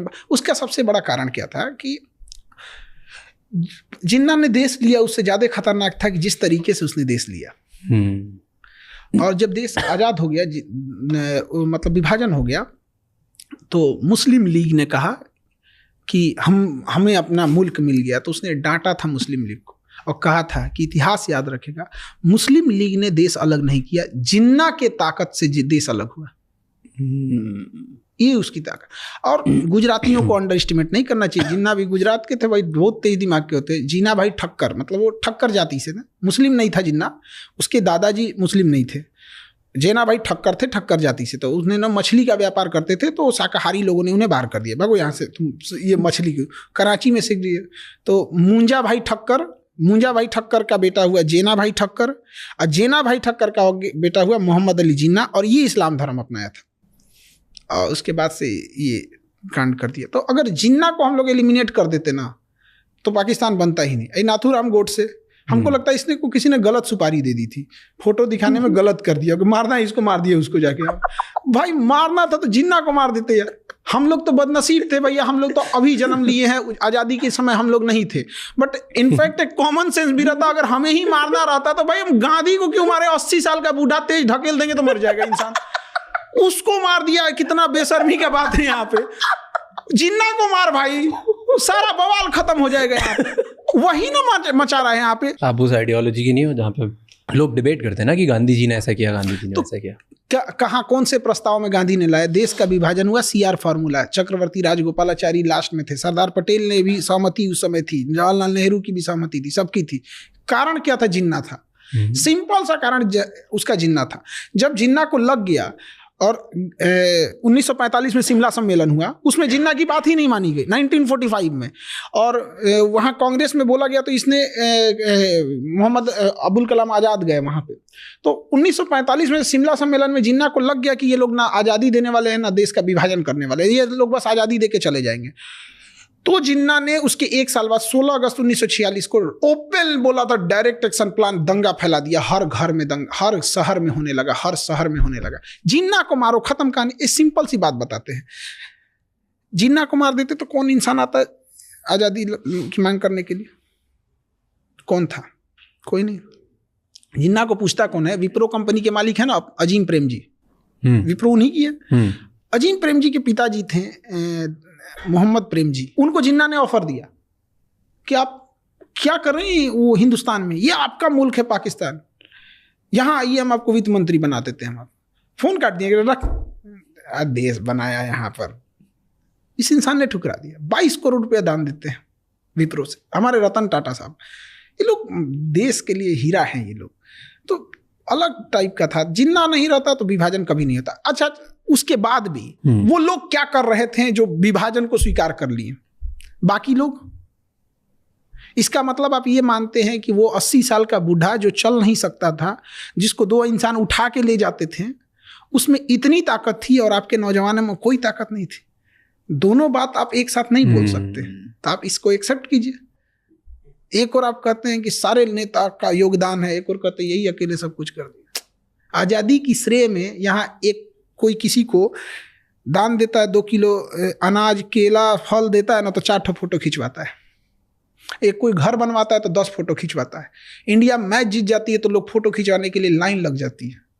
देश जब आज़ाद हुआ ना तो सारे लोग जश्न मनाने दिल्ली में थे। गांधी उस समय नोआखली में एक दंगे को कंट्रोल करने वाले थे, और तब लॉर्ड माउंटबेटन देखा ना, कहा कि दंगा कंट्रोल नहीं हो सकता है। तब गांधी जी पहुंचे, दंगा कंट्रोल कर दिया। तो लॉर्ड माउंटबेटन ने कहा वो एक अकेला आर्मी है, वो 1 मैन आर्मी। क्या बात कर सकते हैं उसको, गांधी को? और ये गांधी को गाली दे सकते हैं लोग ना, इसीलिए कि देश गांधी का है, ये देश गांधी का है। वरना पाकिस्तान में रह के जिन्ना को गाली देंगे, मार देता सब।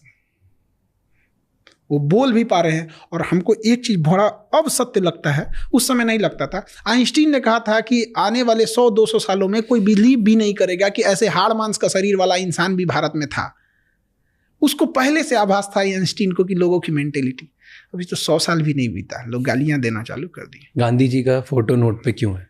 Why do you think? मतलब हर देश में जो फोटो होती है वो एक ऐसे इंसान की होती है जो एक लंबे समय तक देश को नेतृत्व संभाला हो, एक मुश्किल दौर में, लंबे समय तक। कई बार आप देखिएगा ना, मैच में कोई ऐसा इंसान मैच जिताता है ना, ज़्यादा रन नहीं मारा है लेकिन मुश्किल दौर पे विकेट को बचा के रखा था। तो गांधी वही खिलाड़ी था, मुश्किल दौर में बचा के रखा था। वर्ल्ड वॉर 1 के बाद उन्होंने जो संभाला यहाँ पे। और गांधी रहता तो मुस्लिम लीग बना ही नहीं रहता। 1906 में ये क्या कर रहे थे? 1916 में जब कांग्रेस और मुस्लिम लीग के बीच लखनऊ में समझौता हुआ तो सरदार पर ये बाल गंगाधर तिलक जी थे वहाँ पे, उनके उपस्थिति में समझौता हुआ। वहाँ पे एनी बेसेंट थी लखनऊ समझौता में। होने ही नहीं देना चाहिए था उसी समय। अब जड़ मसल के खत्म कर देते। मुस्लिम लीग बनता ही नहीं तो मांगता कौन? जिन्ना। अपने पैरेलल एक संगठन बना दिया। 1909 में मुसलमानों के लिए अलग निर्वाचन क्षेत्र घोषित कर दिए। कौन पागल था उस समय, उसको नहीं पता था कि आप एक एरिया अलग दे रहे हैं, कल को वो देश बना लेगा। यही चीज जब 1932 में इंग्लैंड में रैमजे मैकडोनाल्ड करना चाहता था, महात्मा गांधी वहां गए और टेबल पे मीटिंग चल रही थी, राजा बैठा था, प्रधानमंत्री बैठे थे, गांधी उठ के चले आए और जब यहाँ आए तो लोगों ने पूछा कि क्या आए हैं, तो उन्होंने कहा कि मैं खाली हाथ आया हूं, लेकिन देश के इज्जत पे बट्टा लगने नहीं दिया हूं। और 1909 में जब पृथक निर्वाचन दिया जा रहा था तो उस समय कौन गुनहगार था? खैर, जो न गांधी को जान रहा है, न नेशनल फ्रीडम स्ट्रगल पढ़ा नहीं, वो भाषण देगा तो उसको क्या सुन सकते हैं। और सवाल उठाने वाले बहुत लोग हैं बिना पढ़े लिखे। सवाल तो लोग सीता मैया पे उठा दिए थे, तो गांधी जी क्या है? तो गांधी और हम और आप क्या चीज़ है? इस समाज का उसूल है, जो इस समाज को उठाएगा समाज उसको मार देगा। चाहे महात्मा बुद्ध को जहर देना हुआ हो, चाहे अब्राहम लिंकन को मारना हुआ, चाहे सुकरात को हो, चाहे ईसा मसीह को सूली पे चढ़ाना हो, या फिर इमाम हुसैन का कत्ल करना हो, या फिर गांधी को गोली मारना हो, या सीता मैया को अग्नि परीक्षा पे बैठाना हो, ये समाज उसी को उंगली उठाता है जो इसे सहता है। इस सब मामले में कृष्ण जी ठीक थे, इस सब मामले में सबसे ठीक ठाक है, दुर्योधन ज्यादा नहीं। क्यों ठीक थे सबसे, ऐसे क्यों? ये सब एक उनके लिए फिक्स था कि भाई एक लिमिट से ज्यादा कूदोगे तो काम खत्म कर देंगे। इतना नहीं यहाँ पे कि कर्ण रथ से नीचे उतर गए थे, मारिए इसको, तो काहे भाई इंसानियत। जब द्रौपदी का चीरहरण हो रहा था तो इनका इंसानियत मर गया था। टिट फॉर टैट, ये सब चीजों में ठीक थे। आप कौन से किसको फॉलो करते हैं? हम सबको सब। यहाँ एक इंसान जिस मोहल्ले में रहता है सबसे संपर्क बना के रखता है। वो पुलिस वाला है, पोस्ट ऑफिस में टीचर हैं, ये IAS है, एक जज हैं, और संपर्क बना के रखता है, बड़ा खुश होता है। तो फिर इतने बड़े बड़े भगवान से क्यों बैर लेना भाई? सबसे मिलजुल के रहो, कोई दिक्कत कभी आएगी तो खुल के बोल सकते हो। और क्या ये बताइए, अगर कोई क्रिश्चियन है वो वाहे गुरु से कहे कि हमारी मुसीबत में आप, मेरी मुसीबत है, हमें इस मुसीबत से निकाली, तो क्या कहेंगे? तुम क्रिश्चियन हो। इंसानियत सबसे बड़ा होना चाहिए, सर्वोपरि। अभी देखा जो बिल के ऊपर बात हो रही है, वक्फ बोर्ड बिल, वो क्या है ना कि रिलीजियस चीजें जो होती है ना, जैसे CANRC आया था ना, ऐसा लग रहा था कि दुनिया पलट जाएगा, तो ये हो जाएगा, तो वो हो जाएगा, देश के लिए ये वो, पता नहीं क्या हुआ, पता ही नहीं चलता कुछ आपको। मतलब कुछ GST आने वाला था तो इससे देश का विकास हो जाएगा, ये हो जाएगा, वो। मीडिया में जो हवाबाजी चलती है उसको रियलिटी से बहुत अंतर होता है। नोट बदल देंगे तो आतंकवादी का कमर टूट जाएगा, सोच रहा उसके बाद पुलवामा हुआ था। बताइए, इतना भयानक, चलती सड़क पे बम से उड़ा दिया, पठानकोट हमला हो गया यहाँ पर। तो जो मीडियाबाजी एक अलग चीज़ है, ऑन ग्राउंड रियलिटी अलग चीज़ है। UCC है, समान सिविल संहिता, ऐसा लग रहा है कि भारत सिंगापुर हो जाएगा। क्या हो जाएगा उसमें? एक तो शादी ब्याह का रूल होगा कि भाई आप डिवोर्स देने का तरीका बदलेगा, डिवोर्स नहीं खत्म होने, तरीका बदलने वाला कि आप कोर्ट से जाके डिवोर्स लीजिएगा। सारे धर्मों के लिए एक जैसा हो जाएगा। वसीयत का होगा कि भाई बेटा का अधिकार है तो बेटी का भी अधिकार है। लेकिन ऐसा देखिएगा UCC में ऐसा लगेगा कि नहीं, अब इंडिया में सब लोग सिंगापुर हो जाएंगे, ये हो जाएंगे। ये रिलीजियस चीज़ें मेन मुद्दों से, काश अगर ये सब चीज़ें नहीं होती तो आज हमारे मीडिया में क्या चल रहा होता? हेल्थ सिस्टम अच्छा करो, लड़कियों को एजुकेशन क्यों नहीं दे रहे हैं? फिल्मों में लड़कियों को क्या दिखा रहा है कि उनकी ज़िंदगी किसी पुरुष पे डिपेंडेंट है। पुष्पा मूवी में मस्त पुष्पा बेचारी श्रीवल्ली खाना बनाने के लिए है। एक लड़कियों पे क्या इफेक्ट पड़ रहा है? किसी भी फिल्म में लड़कियों की स्थिति, हीरोइन की स्थिति कौन ठीक कर रहा है? पुरुष। चाहे KGF हो, बेचारी को गोली लग जा रहा है, कुछ नहीं कर पा रही है, यही देखो सब कुछ। कभी इस पे आवाज़ उठाएंगी ना कि भाई हम लोग को क्या दिखा रहे हो? क्या हम लोग किसी काम के नहीं, बस खाना बनाने के लिए, डांस करने के लिए हैं? फिल्मों में यही ना दिखा रहा है। तो ये मुद्दों से भटकाने के लिए अच्छी चीज़ें होती हैं, ये सब चीज़ आसान रास्ता है। इन सब चीज़ों के अलावा भी इंडिया में हमारे पास बहुत सारी दिक्कतें हैं, बहुत सारे अभी तक फ्लॉज, लाखों समस्याएं हैं। पर एक चीज़ है जो बढ़ते जा रही है, वो है अपने देश का स्टेटस। देश की प्रगति तो हो रही है, पिछले 10 सालों में देश काफ़ी आगे बढ़ा है। तो आज आपको क्या लगता है इंडिया की ग्लोबल लेवल पे स्टैंडिंग क्या है? ये इसमें कोई दो राय नहीं है कि कई लोग, क्या होता है ना कि कई बार हम लोग ना सिस्टम के खिलाफ बोलते बोलते समझ में नहीं आता, केवल चीज़ें खराब ही नहीं हुई, बहुत सारी चीज़ें अच्छी हुई। स्पेस टेक्नोलॉजी में हम बहुत आगे निकल गए। बहुत, मतलब वैसे अगर सब सेक्टर में मिसाइल टेक्नोलॉजी में हम बहुत आगे हैं, एयरक्राफ्ट में चौपट हो गए यहाँ पे, लेकिन उसी तरह से हम देखेंगे ग्लोबली हम बहुत पावरफुल हो गए। यूरोप में, अमेरिका में अब हम आंख में आंख मिला के देखते हैं, बट पड़ोस में हम लोग गड़बड़ हो गए। इसका उल्टा अटल बिहारी वाजपेयी के टाइम पे हम पड़ोस में ताकतवर थे, घूस के मारे थे कारगिल में, चिल्लाते रह गए थे अमेरिका। तो कई बार क्या होता है ना कि हम जब दूर फोकस करते हैं तो प्रॉब्लम यह है पास वाली नहीं दिखती है, पास फोकस करो तो दूर वाली नहीं दिखती है। इसके लिए क्या होना चाहिए, आपके बहुत सारे ऐसे ताकतवर होने चाहिए कि जब आप दूर देख रहे हैं तो आपका सहयोगी पास में देखे। तो इकोनॉमिकल उस तरह नहीं है, लेकिन नो डाउट फॉरेन पॉलिसी में बहुत सुधार हुआ है, बहुत। लेकिन ये जो छोटकन देश में है समझो, जैसे श्रीलंका हो गया, बांग्लादेश हो गया, ये बांग्लादेश है ना, हमारा चिकन नेक पतला है। अरे भाई साहब 20 किलोमीटर बस भारत को बढ़ने की जरूरत है। 20 किलोमीटर अगर त्रिपुरा को नीचे आइएगा ना तो त्रिपुरा समुद्र से जुड़ जाएगा, काम खत्म, 7 सिस्टर को बंदरगाह मिल गया। 20 किलोमीटर बांग्लादेश से नहीं बढ़ सकते हैं तो क्या बढ़ सकते हैं, ऑप्शन है हमारे पास, सरकार नहीं है, बढ़ गए, वापस देंगे जब सरकार आएगी तब। वापस कब, शेख हसीना आ गई तो वैसे भी पॉजिटिव हो गया, नहीं आए तो भी पॉजिटिव हो गया।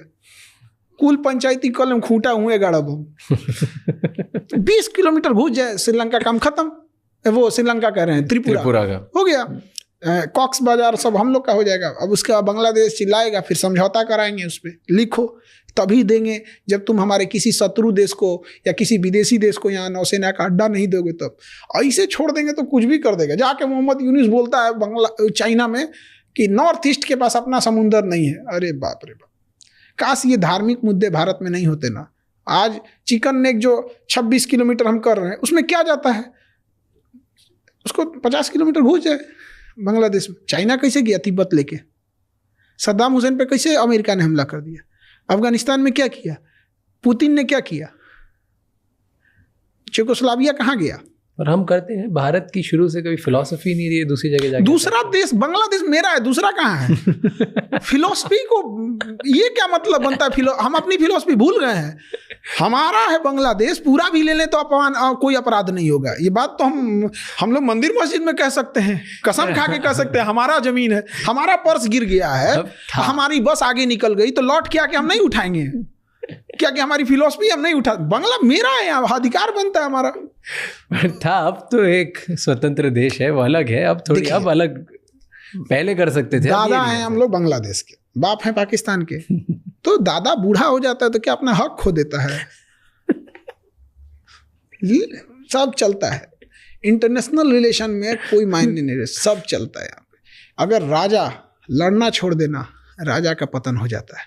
अशोक सम्राट कलिंग की लड़ाई में के बाद उसने लड़ना छोड़ दिया। जो हम जिस बिहार से आ रहे हैं ना, उसका नाम मगध था। वो म्यांमार से शुरू होता था, तुर्की तक जाता था। ये बीच में पाकिस्तान, अफगानिस्तान, ईरान, तुर्की से अर्दोगान कूद रहा है। सब ये सब हम लोग के अंडर में कहीं कोई ठेकेदार उकतार होगा। सब पुल बना रहे तुम यहाँ पे, रास्ता बना, अशोक आने वाला है यहाँ पे, माला वाला छिड़कना यहाँ पे। चंद्रगुप्त मौर्य हमारे यहाँ का राजा था, हमारी कोचिंग के बगल में उसका घर था, कुम्हरार एक जगह है, वहीं रहता था वो। पाकिस्तान और अफगानिस्तान का उस समय नाम एरिया, अराकोसिया, जेड्रोसिया और पेरिस पेमियाई था। उसको पाकिस्तान और अफगानिस्तान को दहेज में दिया था चंद्रगुप्त मौर्य। लेकिन हुआ क्या, उसका पोता यानी चंद्रगुप्त मौर्य बिंदुसार, उसके अशोक, लड़ना छोड़ दिया। वो मगध धीरे धीरे छोटा होते होते होते होते होते होते आज बिहार बचा है।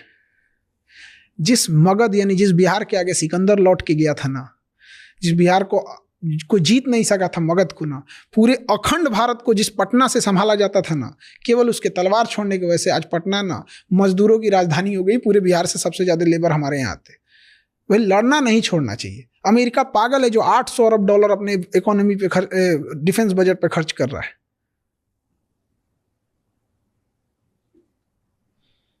भाई हम कहाँ, हम जबरदस्ती मार रहे हैं। वो धमकी दे रहा है तुम्हारा चिकन नेक पतला है, चौड़ा कर देंगे इसे। उधर नेपाल नक्शा अलग दिखा रहा है, नेपाल का हेल्थ सिस्टम हमारे दम पे चल रहा है। तुम पॉलिटिक्स के चक्कर में कुछ भी करोगे, कभी नहीं करेंगे। एक गांव में देखिएगा ना, चौराहे पे कोई शरीफ कुत्ता होता है ना, बेचारा टहलते हुए जाता है तो कोई ईंटा चला देता है। वही जब वही कुत्ता जब पागल हो जाता है ना, तो लोग शटर बंद करे, पागला है, काट उठ लेगा। तो थोड़ा डर भी जरूरी होना चाहिए, खौफ होना चाहिए। कुत्ते से याद आया, आपने एक वीडियो बनाया था पाकिस्तान और उसको कंपेयर करा था, क्या कुत्ता जैसा दिखता है तो हम क्या पाकिस्तान आप दिखाइएगा ना, पाकिस्तान का नक्शा कुत्ता जैसा दिखता ही है, तो हम क्या करें इसमें? हाँ देखिए, दोनों का नक्शा एकदम, उधर पाकिस्तान का नक्शा, इधर कुत्ता बना हुआ है, एकदम एग्जैक्ट दिखता है। कुत्ते की बेइज्जती है, सच में कुत्ता की बेइज्जती है। पाकिस्तान वफादार नहीं है। देखिए उसको क्या कहिएगा आप वहां पे, जहां पर मलाला को केवल इसलिए मार दिया गया कि वो पढ़ने के लिए बोल रही थी। अजब अजब पागल है सब वहां पे। कहता है सब ना कि महिला डॉक्टर से दिखाएगी, अगर महिला पुरुष डॉक्टर से दिखा दी तो गोली मार देंगे। चल भाई तुम्हारा देश है। अब महिला स्कूल में जाता है कि महिला 5 तक पढ़ेगी, 5 से ज्यादा पढ़ना नहीं चाहिए, पढ़ ली तो गोली मार देंगे। अरे बैल कहीं का, तुम इधर 5 से ज्यादा उसको पढ़ने नहीं दिया तो डॉक्टर कहाँ से बनेगी? इधर पुरुष के पास दिखाने जाएगा तो मार देंगे। तो क्या पागल? पाकिस्तान में, ये तो अफगानिस्तान में, दोनों में क्या अंतर है? ट्रेन हाईजैक हो रही है उस देश में। आप सोचिए, ट्रेन हाईजैक हो रही है, कितने आए होंगे सब। बंदूक लेके कितना टहल रहा है। दरवाजा बंद कर, तू खिड़की से मत, खिड़की बंद कर। कि ट्रेन हाईजैक हो रही है, सोच सकते हैं आप कितना बड़ा एरिया पे कब्जा किए होंगे सब। अगर आपको प्राइम मिनिस्टर बनाए पाकिस्तान का, अरे डूबते जहाज का कप्तान बना रहे हो तो क्या करोगे? क्या जल्दी डुबाएंगे, जल्दी डूब जाए। फिर इसका मालिक भारत कहेंगे ले जा यार, दोबारा सही कर यार इसको। दूसरा कोई रास्ता नहीं है उसको सीधा करने का। क्या चेंज करोगे? क्या करोगे? उसका देश ही चेंज करेंगे, पूरा देश चेंज। वो सही नहीं हो सकता है ना। अब आप कहिएगा कि जैसे हमारा थोड़ा कपड़ा फट गया तो हम सिल सकते हैं ना। अब आप हमको मच्छरदानी उठा के दीजिएगा, इसको पूरा छेद है यार उसमें कहाँ से बंद करेंगे यार? वैसे हमारा जो प्रधानमंत्री था जेल चले आता। ये गया बेवकूफी के चक्कर में। मेरा चाचा इमरान खान, इसको ना एक महिला मिली जिसको लोगों ने कहा कि बड़ा अच्छा इसका लक्षण है, मतलब इसके जो मतलब ये बड़ा ज्ञानी टाइप की है और एस्ट्रोलॉजिकल, इससे तुम शादी। 2 देश गया सब, इसमें 2 प्रधानमंत्री गया, श्रीलंका वाला भी गया था, ये भी गया था। तो इसको कहा गया ना इससे शादी कर लो, इलेक्शन जीत जाओगे। इसने शादी कर लिया, बट ना शादी उसको, वो पहले से शादीशुदा थी तो उसको डिवोर्स दिया। डिवोर्स देने के बाद ना लगभग 3 मंथ के लिए छोड़ दिया, मतलब दूसरी शादी तब तक के लिए नहीं कर सकते हैं वहाँ पे। उसको एक टेक्निकल नाम होता है, इद्दत टाइम बोलते हैं उसका, एग्जैक्ट लगभग 3 मंथ नहीं शादी करना होता है। इसने क्या किया ना, वो इद्दत का टाइम नहीं छोड़ा, बीच में ब्याह कर लिया 64 साल के एज में। इमरान खान उसी लिए जेल गया है। इस्लामिक रूल के हिसाब से आपने टाइमिंग तो देना चाहिए ना। उस बूढ़ा होके तीसरा की चौथा शादी किया है, क्या जरूरत थी बेवकूफी करने की उसको। और उसको ना जब कोर्ट में पेश कर रहा था सब, तो उसको कोई गोली ना मार दे, उसको बुलेट प्रूफ पहनाया था सब, और सर पे कोई गोली ना मार दे तो बाल्टी उड़ा के ले गया था। स्टील का बाल्टी पहना के ले गया कि इसको मार देगा सब। पाकिस्तान के जितने प्राइम मिनिस्टर हुए ना, उसमें ये थोड़ा सुलझा हुआ है। एक्चुअल रीजन भी क्या है, ये क्रिकेटर रहा है। तो क्रिकेटर लोग क्या होता है ना कि बहुत जगहों पे मिले होते हैं, बहुत सारे देशों में मिले होते हैं। इंडिया कई बार खेलने आए, इंडियन लोगों से मिला, तो लगाव है इस बंदे को, लगा है कि इसको ये नहीं। बाकी सबको कुछ पता नहीं होता है, उनसे को उठते वहाँ का वो कर डिफेंस मिनिस्टर कह रहा था पाकिस्तान का कि हम भारत के ऊपर टैक्टिकल परमाणु बम मारेंगे और मुसलमानों को बचा के। मतलब परमाणु बम ये पता चलेगा वो मुस्लिम हो तो नहीं फटेंगे हम। अरे चोट्टा कहीं का, जब हम इस देश में जिसके साथ जिए हैं, जिसके साथ हम ईद मनाए हैं, जिसके साथ हमने होली खेली है, जिसके यहाँ दिवाली में जाके मिठाई खिलाया है, नहीं खिलाया है तो आदमी टोक दिया है कि तुम्हारा मिठाई नहीं खिलाएगा इस बार। जिए हैं उसके साथ तो मरेंगे भी उसी के साथ। तुम्हारे मेहरबानी से नहीं रहे बम। रही बात बम, तो तुम अपने यहाँ बचा लो। मस्जिद में तो छोड़ा सब नहीं बम फोड़ने के लिए, मस्जिद बम फोड़ने की जगह है, वहाँ भी फोड़ दिया सर। अगर टैक्टिकल परमाणु बम मारेंगे, टैक्टिकल बम उसे बोलते हैं जो ज़्यादा दूर नहीं जाता है, पास के लिए होता है। तो मतलब अब तुम अपने देश में बैठ के टैक्टिकल परमाणु बम मारोगे तो देश में, तुम्हारे ही देश में फटेगा। मतलब वो उसका डिफेंस मिनिस्टर कर रहा है, हम अपने देश में अरे परमाणु बम स्ट्रेटेजिक होता है जो दूर तक मारता है, टैक्टिकल कब होता है कि फंस गए हम यहाँ पर और उसकी ना कोई सेना घुस गई है या उसकी छावनी है, तो मारा वहां पे, थोड़ी दूर के लिए तबाही कर दिया। तो या तो उसको टैक्टिकल का पता नहीं है, या तो उसका परमाणु बम भी टैक्टिकल ही है। या परमाणु बम का भी बेइज्जती कर रहा है सर।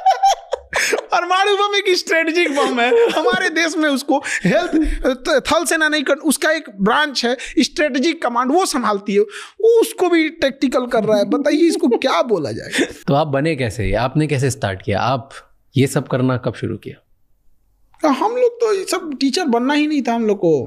लोग 10th पास किए थे लोग, तो घर की स्थिति समझ गए थे कि इंटर कर लेंगे, उसका कुछ ना कुछ काम सीखना पड़ेगा। जहाँ हम रहते थे उसका किराया था 1500 रुपया, और हमको हमेशा सोचना ये इसको 1500 रुपया रेंट देना है, कहाँ से देंगे। और मेस में जहाँ हम खाना खाते थे उसका रेंट था 1400, उसका मेस का चार्ज था 1400, और 2 टाइम खाना आता है टिफिन से। तो ये बड़ा समस्या रहता था, क्या करें हम। तो जिसके मकान में रहते थे ना, उनके 4 बाल बच्चे थे, स्कूल वाले थे, कोई 7 में था, कोई 9-10th में था, ऐसे 4-5 थे। तो हम कहें कि देखिए ना, बड़ा समस्या है, इनको दे दीजिए, हम पढ़ाने की हम पढ़ा देंगे यहाँ पे। तो उन 4 बच्चों को पढ़ाएं, तो 4 में से 3 को पढ़ाना था, एक नानी के यहाँ कहीं रहता था, तो उनको पढ़ाना चालू किए। उनका रैंकिंग खराब आता था, सुधरने लगा। तो 3 बच्चों को पढ़ाने के लिए हम ये उम्मीद कर रहे थे कि वो 1500 रुपया देंगे, ताकि मेरा रेंट, क्योंकि उन्हीं के मकान में रहता, बट उन्होंने 800 रुपया दिया। हम कहे यार क्या आदमी है यार। हम कहे भाई एक और कोचिंग पकड़नी पड़ेगी, एक और ट्यूशन पकड़ना पड़ेगा, तो ताकि निकल सके। तो एक और ट्यूशन पकड़े, वहाँ से 1000 आ गए, तब थोड़ा सा टेंशन फ्री हुआ कि बाप रे बाप, खाना पीना हो गया, दिमाग काम करेगा। तो ऐसे चलते था। 6 महीना हुआ तो एक कोचिंग थी जहाँ के एक टीचर थे, बहुत अच्छे टीचर थे, बट उनका कहीं जॉब हो गया, गवर्नमेंट जॉब, केरला साइड चले गए। तो वहाँ के बच्चों ने हंगामा किया कि हम दूसरे टीचर से नहीं पढ़ेंगे। तो उन्होंने कई टीचर्स को लगाया, 2-3 दिन ट्रायल देते थे लोग, फिर ख़त्म कर देते थे। कोचिंग भी बेचारी परेशान हो गई। और वहाँ पे भी जो बच्चे, जहाँ पे 200-300 थे, 4-5 बच्चे बच गए सब, क्योंकि कोई भी अच्छा टीचर जगह, तो अच्छे टीचर थे चले गए। मेरा एक दोस्त था हेमंत, जो वहाँ ऑलरेडी इंग्लिश पढ़ा रहा था, और कहा कि भाई वहाँ एक जीएस का टीचर की कमी है, चलोगे? GS general studies. ओके। हम कहे चलो भाई, हमको क्या जाता है। तो कई कोचिंग थे साथ में, तो हम 1-2 कोचिंग में पढ़ाने लगे। तो 1 घंटे का 20 रुपये, तो 1 घंटा पढ़ाएंगे लोग तो 20 रुपये होते। तो कोचिंग 3 तरह से होती है, या तो आपको घंटे पे पढ़ाने को मिलेगा, या तो आपको कोर्स पढ़ाने को मिलेगा, या मंथली मिलेगी। तो जो अच्छे टीचर होते हैं उनको मंथली मिलती थी, और जो मिडिल लेवल के थे उनको कोर्स खत्म करने में पूरा खत्म कीजिए। अब आप 2 महीने में खत्म कीजिए, 6 महीने में खत्म कीजिए, उससे मतलब नहीं है। और जो नॉर्मल थे लोग घंटे पे, तो हम लोग घंटे पे गए पढ़ाने के लिए। तो पढ़ाए तो बच्चों सबको ठीक लगा, तो धीरे धीरे 4 से 10, 20, 50, 100 एक हफ्ते के अंदर अंदर पूरा क्लास भर गया। आपने कहाँ से पढ़ाई करी?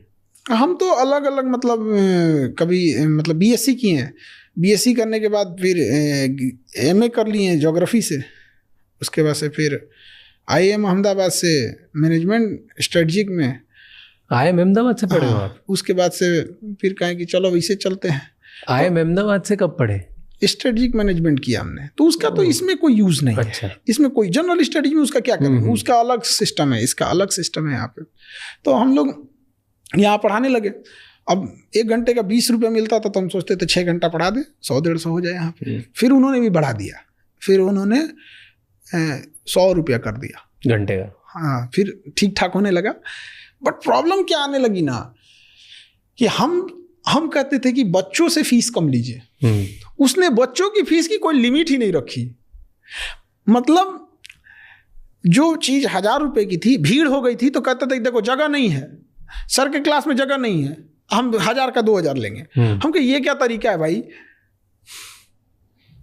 आप दूसरा क्लास देते तो वो नहीं देता था कि दूसरा देगा तो फिर हमको 2 बार पैसे देने पड़ेंगे। और बच्चों के तो यही सब में थोड़ा टसल होने लगा, तो हमने छोड़ दिया कोचिंग। फिर अपना पढ़ाना चालू किया 200 में। आज भी 200, आज भी जो ऑनलाइन पढ़ने आते हैं 200 देते हैं। 200 रुपये महीना? नहीं, खत्म करके चले जाते हैं 200 में। जैसे सपोज उसको हिस्ट्री पढ़ना है, 200 या 250 देगा अभी, क्योंकि इधर तो GST हो तो 18% ठोक के रख देते हैं। 200-250 रुपया हिस्ट्री देगा, पूरा हिस्ट्री पढ़ के चला कोर्स पूरा हिस्ट्री कंप्लीट पढ़ लेगा। वैसे अगर उससे मैप पढ़ना है, मैपिंग, 200 रुपये देगा, पूरा मैपिंग पढ़ लेगा। क्यों इतना कम?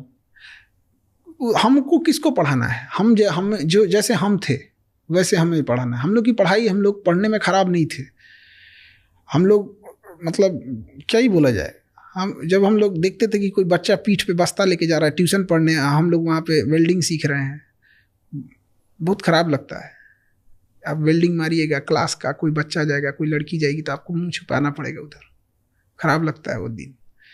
जब बस्ता उठाने की जिम्मेदारी उम्र में ना घर की जिम्मेदारी आ जाती, बहुत ख़राब लगता है। तो हमको पढ़ाना था वैसे लोगों को, इसलिए हमने कहा नहीं, हम नहीं छोड़ेंगे। तो हम वहाँ पढ़ाना चालू किए। तो मेरे भी लड़ाई भी इसी बात की थी कि भाई आप क्यों मतलब फीस बढ़ा रहे हो, आप लिमिट में रखो जिसमें कोचिंग चल सके। ऐसे हुआ, बहुत ऊपर नीचे तो होते ही रहते हैं। उस फीस में भी कई तो धमकी देने चले आते थे, कोई बंदूक लेके चला आता था, इसको ऐसे ही पढ़ाओ। क्योंकि 200 रुपये यार, इसमें क्या कर रहे हैं। बंदूक लिया था मतलब वहाँ चलता है तो। हाँ, बंदूक ले आकर लगा दिया। 1-2 बार तो हम कहें कि यार इससे ऐसे तो नहीं चलेगा, डांटे उटे, लड़ाई झगड़ा हुआ, ऑफिसों में बम लगा के उड़ा दिया। तो बम से उड़ा दिया, ऑफिस उड़ा दिया आपका? हाँ, उड़ा दिया बम से। हाँ, फिर दूसरा बनाया। क्या बात कर रहे हो? तो बहुत झमेला किया सब यहाँ।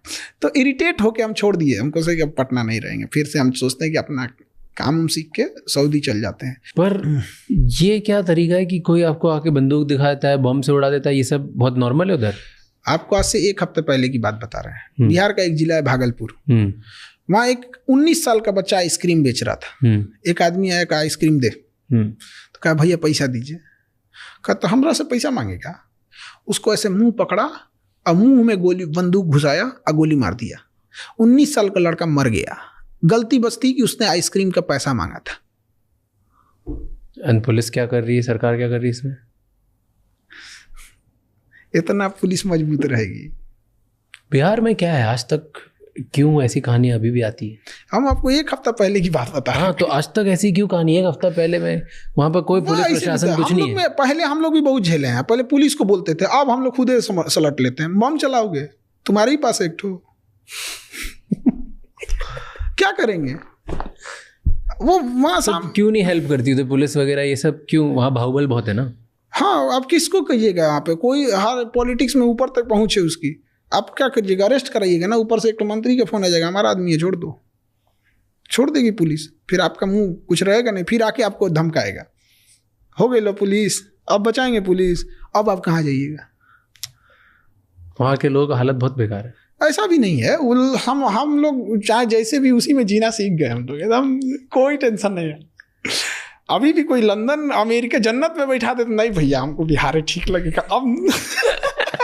अब बिहार ही एकदम तो जान का खतरा है, पढ़ा नहीं सकते, 90 रुपए नहीं देना, 200 रुपए नहीं देना, उसके चक्कर में लोग बम उड़ा दे। तो हम लोग भी उसी में लड़ते लड़ते जी गए। यहाँ पे फौजी सबको देखिए, फौजियों की जिंदगी कैसी होती है, कौन सा उन्हें सुख चैन मिलता है। लेकिन फिर भी कोई फौजी को कहिएगा कि पोस्ट छोड़ के जाओगे, कहेगा आप मर जाएंगे, हम फौज नहीं छोड़ेंगे। हम लोग भी ना भैया, दुनिया में कुछ भी हो जाए, जन्नत एक और, बिहार अपना एक और। बिहार से तो भैया मतलब वो मिट्टी नहीं हो, लगाव है वहाँ। जो जाता है ना, अगर गलती से कोई 6 महीना बिहार में रह गया ना, चाहे जहाँ का भी वहीं का बच जाएगा। तो सेफ फील होता है वहाँ पे? हाँ, अब तो सेफ, एकदम अच्छा से सेफ रहते हैं। कैसे सेफ फील होता है? कोई बंदूक लगा देता है, कोई बम से उड़ा देता है, डर नहीं लगता? एक लेवल तक ही रहता है, उसके बाद से तो बंदूक लगाओगे, कितना है तुम्हारे पास, अब डर नहीं लगता? क्यों? अब एक लेवल तो उन सबको भी समझ में आता है कि इसको मारने का मतलब केस FIR नहीं करने वाला है। अच्छा, आप भी बाहुबल हो? नहीं, मतलब तुम मतलब एक सीधी सी बात है कि भाई आप किस हिसाब से पीटिए, कुछ भी कीजिएगा, वापस थोड़े जा पाएंगे लोग। लड़ाई झगड़ा पहले क्या था, एक्सपीरियंस नहीं था। अभी क्या है, तुम गोली चलाओगे, गोली खत्म होगी, अभी नहीं खत्म होगी, 10 मिनट बाद खत्म होगी, 15 मिनट बाद खत्म होगी, उसके बाद कहाँ जाओगे? तो आप तो चले जाओगे, आपको तो खतरा हो जाएगा। ऐसे कैसे हो जाएगा यहाँ पे? यही तो बोल रहा हूँ, हमारा खुद का सिस्टम बना दिया। हाँ, सब चीज हमारे यहाँ जब लड़कियां मार देती हैं सब। मतलब जब हुआ था एक बार, ऐसे आए थे सब, हमारे क्लास की उठ की लड़कियां दौड़ा मारी थी सब। क्या तो स्टोरी बताओ। वो मतलब ऐसे लड़ाई झगड़ा आके कर रहा था, ये कर देंगे, तोड़ फाड़ कर दिया था। हाँ, तो लड़कियां थी सब जो बैच से थोड़ा पहले आई रहती, देख ली तो वही मारना चालू कर दी सब, भागे यहाँ से। तो स्टूडेंट ही मारते हैं। हाँ, स्टूडेंट ही हमारे पास। वो ब्लैक कमांडो से ज़्यादा खतरनाक है वो एजुकेशन में, मतलब बहुत यूनिक है। इसी वजह से बिहार में जो प्रेम मिलेगा ना आपको, वो आपको देख के आप पागल हो जाएंगे, कहेंगे यार कैसे ये चीज़ है। तो हम लोग को थोड़ा सा सिस्टम की वजह से थोड़ा सा गड़बड़ी हो गई। जैसे सेना में आपको भी जाना था ना, फौजी बनना था। हमको तो फौजी ही बनना था, एजुकेशन में तो आना नहीं था। फिर हम लोग एग्ज़ाम दिए, फिर रिटेन हुआ, उसको पास करने के बाद से फिर ये एसएसबी में बुलाया जाता है, और उसके बाद से फिर मतलब मेडिकल वगैरह होता है। तो मेडिकल में हमको हाथ टेढ़ा वजह से साइड कर दिया है। बहुत टेंशन हुआ, क्योंकि फौज में हम लोग को देखिए होता क्या है ना, कि हम लोग जब जिस समय से आए थे तो हम लोग को लगा था कि फौज में जाके जल्दी सेटल भी हो जाएंगे, और घर वाले इतना तो पढ़ने का मौका नहीं देंगे। तो ऐसा लगता था यार बीटेक करेंगे लोग 4 साल फिर पढ़ना पड़ेगा, घर वाले कहाँ से लाएंगे। फौज में क्या है, घुस गए काम खत्म, टेंशन फ्री। तो नहीं बन पाया इंसान। तो फिर अब कभी सपना नहीं आता, कभी देख के लगता नहीं कि यार कभी तो होना था मेरे को फौजी। हम आज अगर मौका मिल जाए आज चले जाए, सब चीज़ छोड़ छाड़ के। क्यों ऐसे? दिल लगा चुड़ैल से तो परी किस काम। बचपन से ही सपना था कि नहीं? बचपन से ही एकदम। मेरा घर कॉलेज के सामने था, तो अक्सर जब भी कोई इलेक्शन होता था या कोई भी गवर्नमेंट का प्रोग्राम होता था, तो फौज जो आती थी, सीआरपीएफ या कभी मिलिट्री, तो उसी कॉलेज में कैंप करके रुकते थे लोग। तो वहाँ पे उनका खाना बनना, पूरी ट्रक का ट्रक आना, तो बड़ा वो हर 2-3 महीने पे कभी ना कभी कोई कैंप लग जाता था। कभी एनसीसी का कैंप लगता था तो पूरे आते।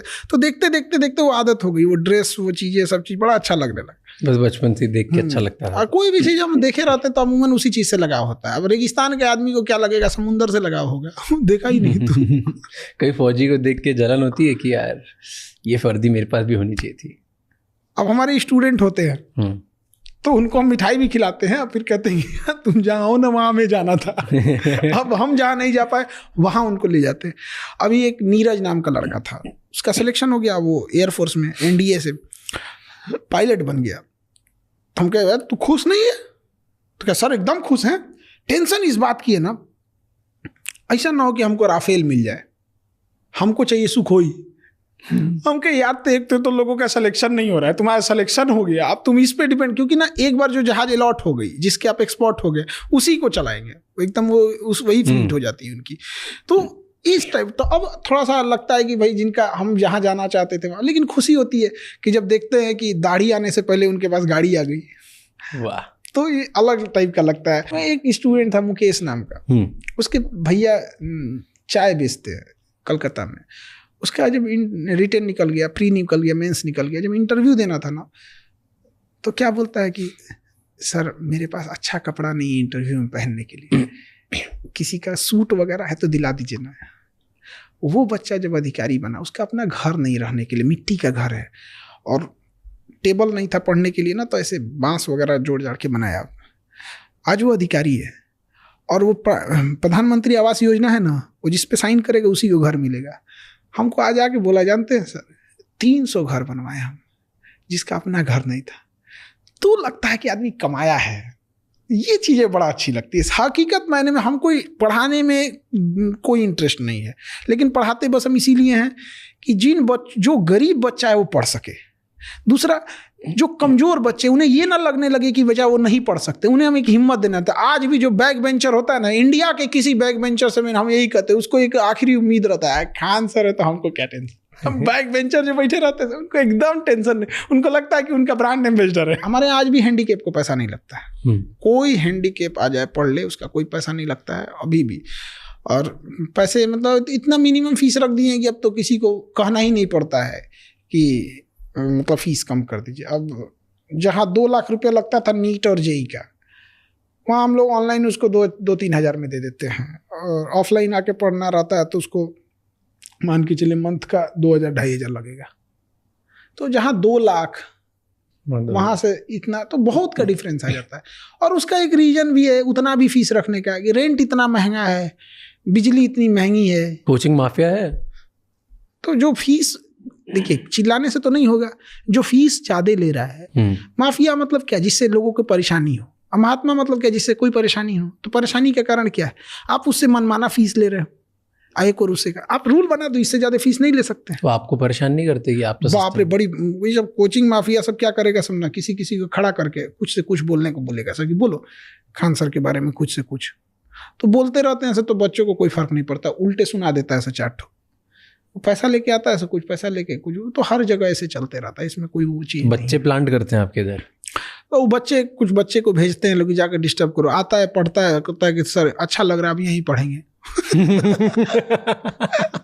एक बच्चा आया था हमसे यूपीएससी वाले क्लास में, कह रहा है सर हमको कोचिंग वाला, अब नाम नहीं लेंगे कि एक होता है प्रोटोकॉल, तो उनकी फीस थी 2 लाख रुपए, तो 3-4 बच्चे आए थे।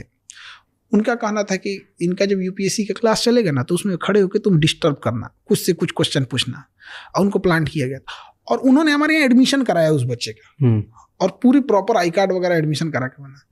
1 हफ्ते बाद वो बच्चे आए सर मिलने, हम कहे बोलो, क्या सर अकेले में 2 मिनट, क्योंकि बोलना है यार, कौन सा तुम कहीं लाश थोड़े ना दफनाए हो कि हमको अकेले में बताओगे, पढ़ाइए के ना बात बोलो। नहीं सर बताएगी सर हमको कोचिंग वाला भेजा था डिस्टर्ब करने, लेकिन कसम से सर बहुत अच्छा लगा यहाँ पर, अब हम यहीं पढ़ेंगे सर।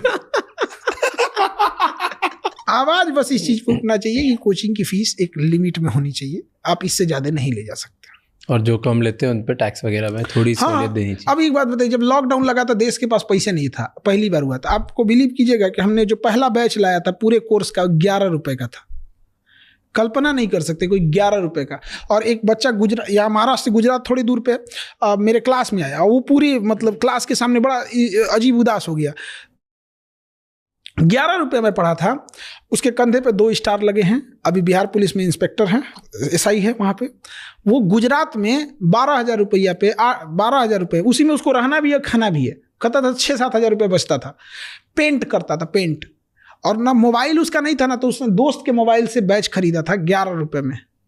उसके मोबाइल नहीं था, 11 रुपये तो महंगा नहीं है, बट वो वाला मोबाइल था कीपैड वाला, तो उसमें क्लासेस नहीं चलते थे, तो उसके मोबाइल में वो चलता था। अब वो क्या है, वो उसका जो दोस्त था वो गाना सुनता था, तो जब वो सो जाता था तो उसके मोबाइल से पढ़ता था 11 रुपये में पढ़ के। और वही कहा कि सर आप लोग नहीं रहते ना तो हम लोग का गरीब का हिम्मतें टूट जाता, और उस पर हम लोग 18% GST दिए 11 रुपये में। आज आप इतने बच्चों को पढ़ाते हो, सबसे बड़े चैलेंजेस क्या दिखते हैं आपको स्टूडेंट्स के?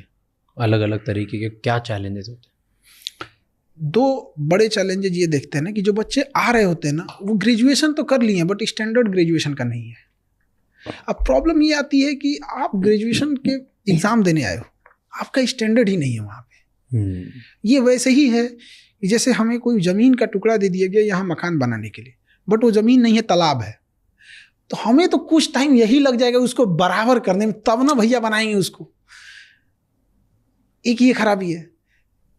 2 तरह का डिग्री है यूपी बिहार नॉर्थ इंडिया में, पढ़ के ग्रेजुएशन करना है कि नकल करके, पढ़ के बीएड लेना है कि पैसा देके, पढ़ के आईआईटी करना है कि पैसा, आईटीआई, आईआईटी नहीं आईटीआई डिग्री है वो टेक्नीशियन के लिए। ठीक है, वो क्या कर रहा है वहाँ पे, वो ग्रेजुएशन में उसको पता ही नहीं कि उसका एचओडी कौन है। तो एक ये स्टैंडर्ड नहीं है।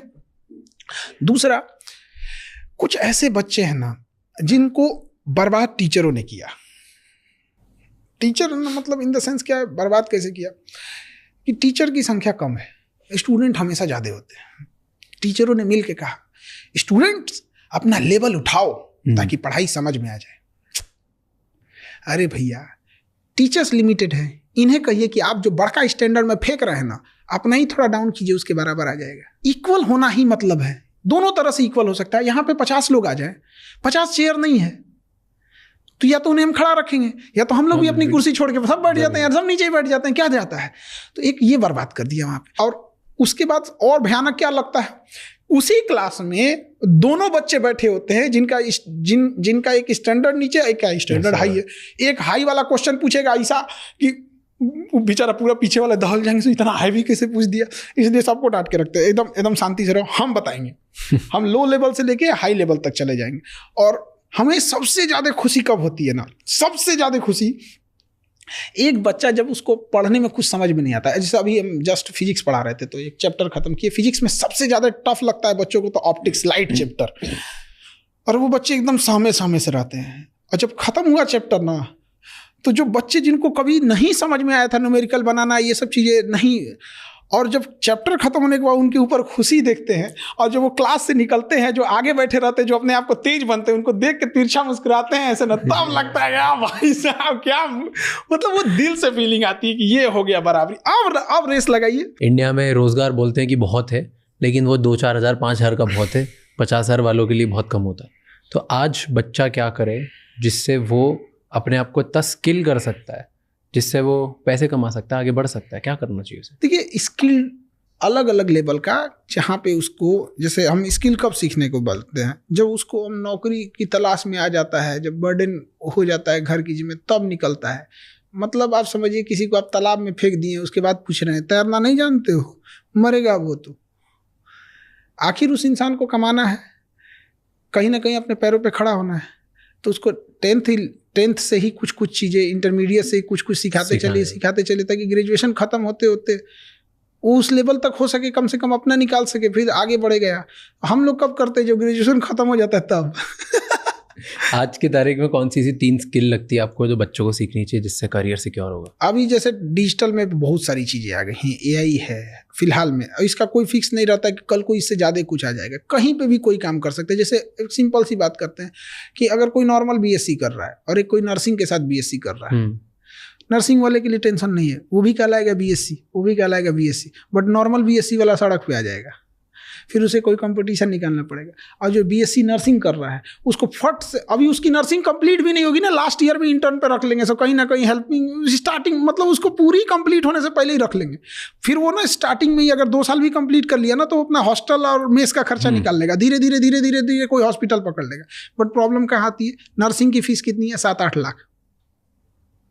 और एक्चुअल में ये फीस 7-8 लाख रहती तो समझ में आ देती, उसकी 7-8 लाख रुपए फीस नहीं है, सरकार छूट दे दिया है, जितना लेना है ले लो आप।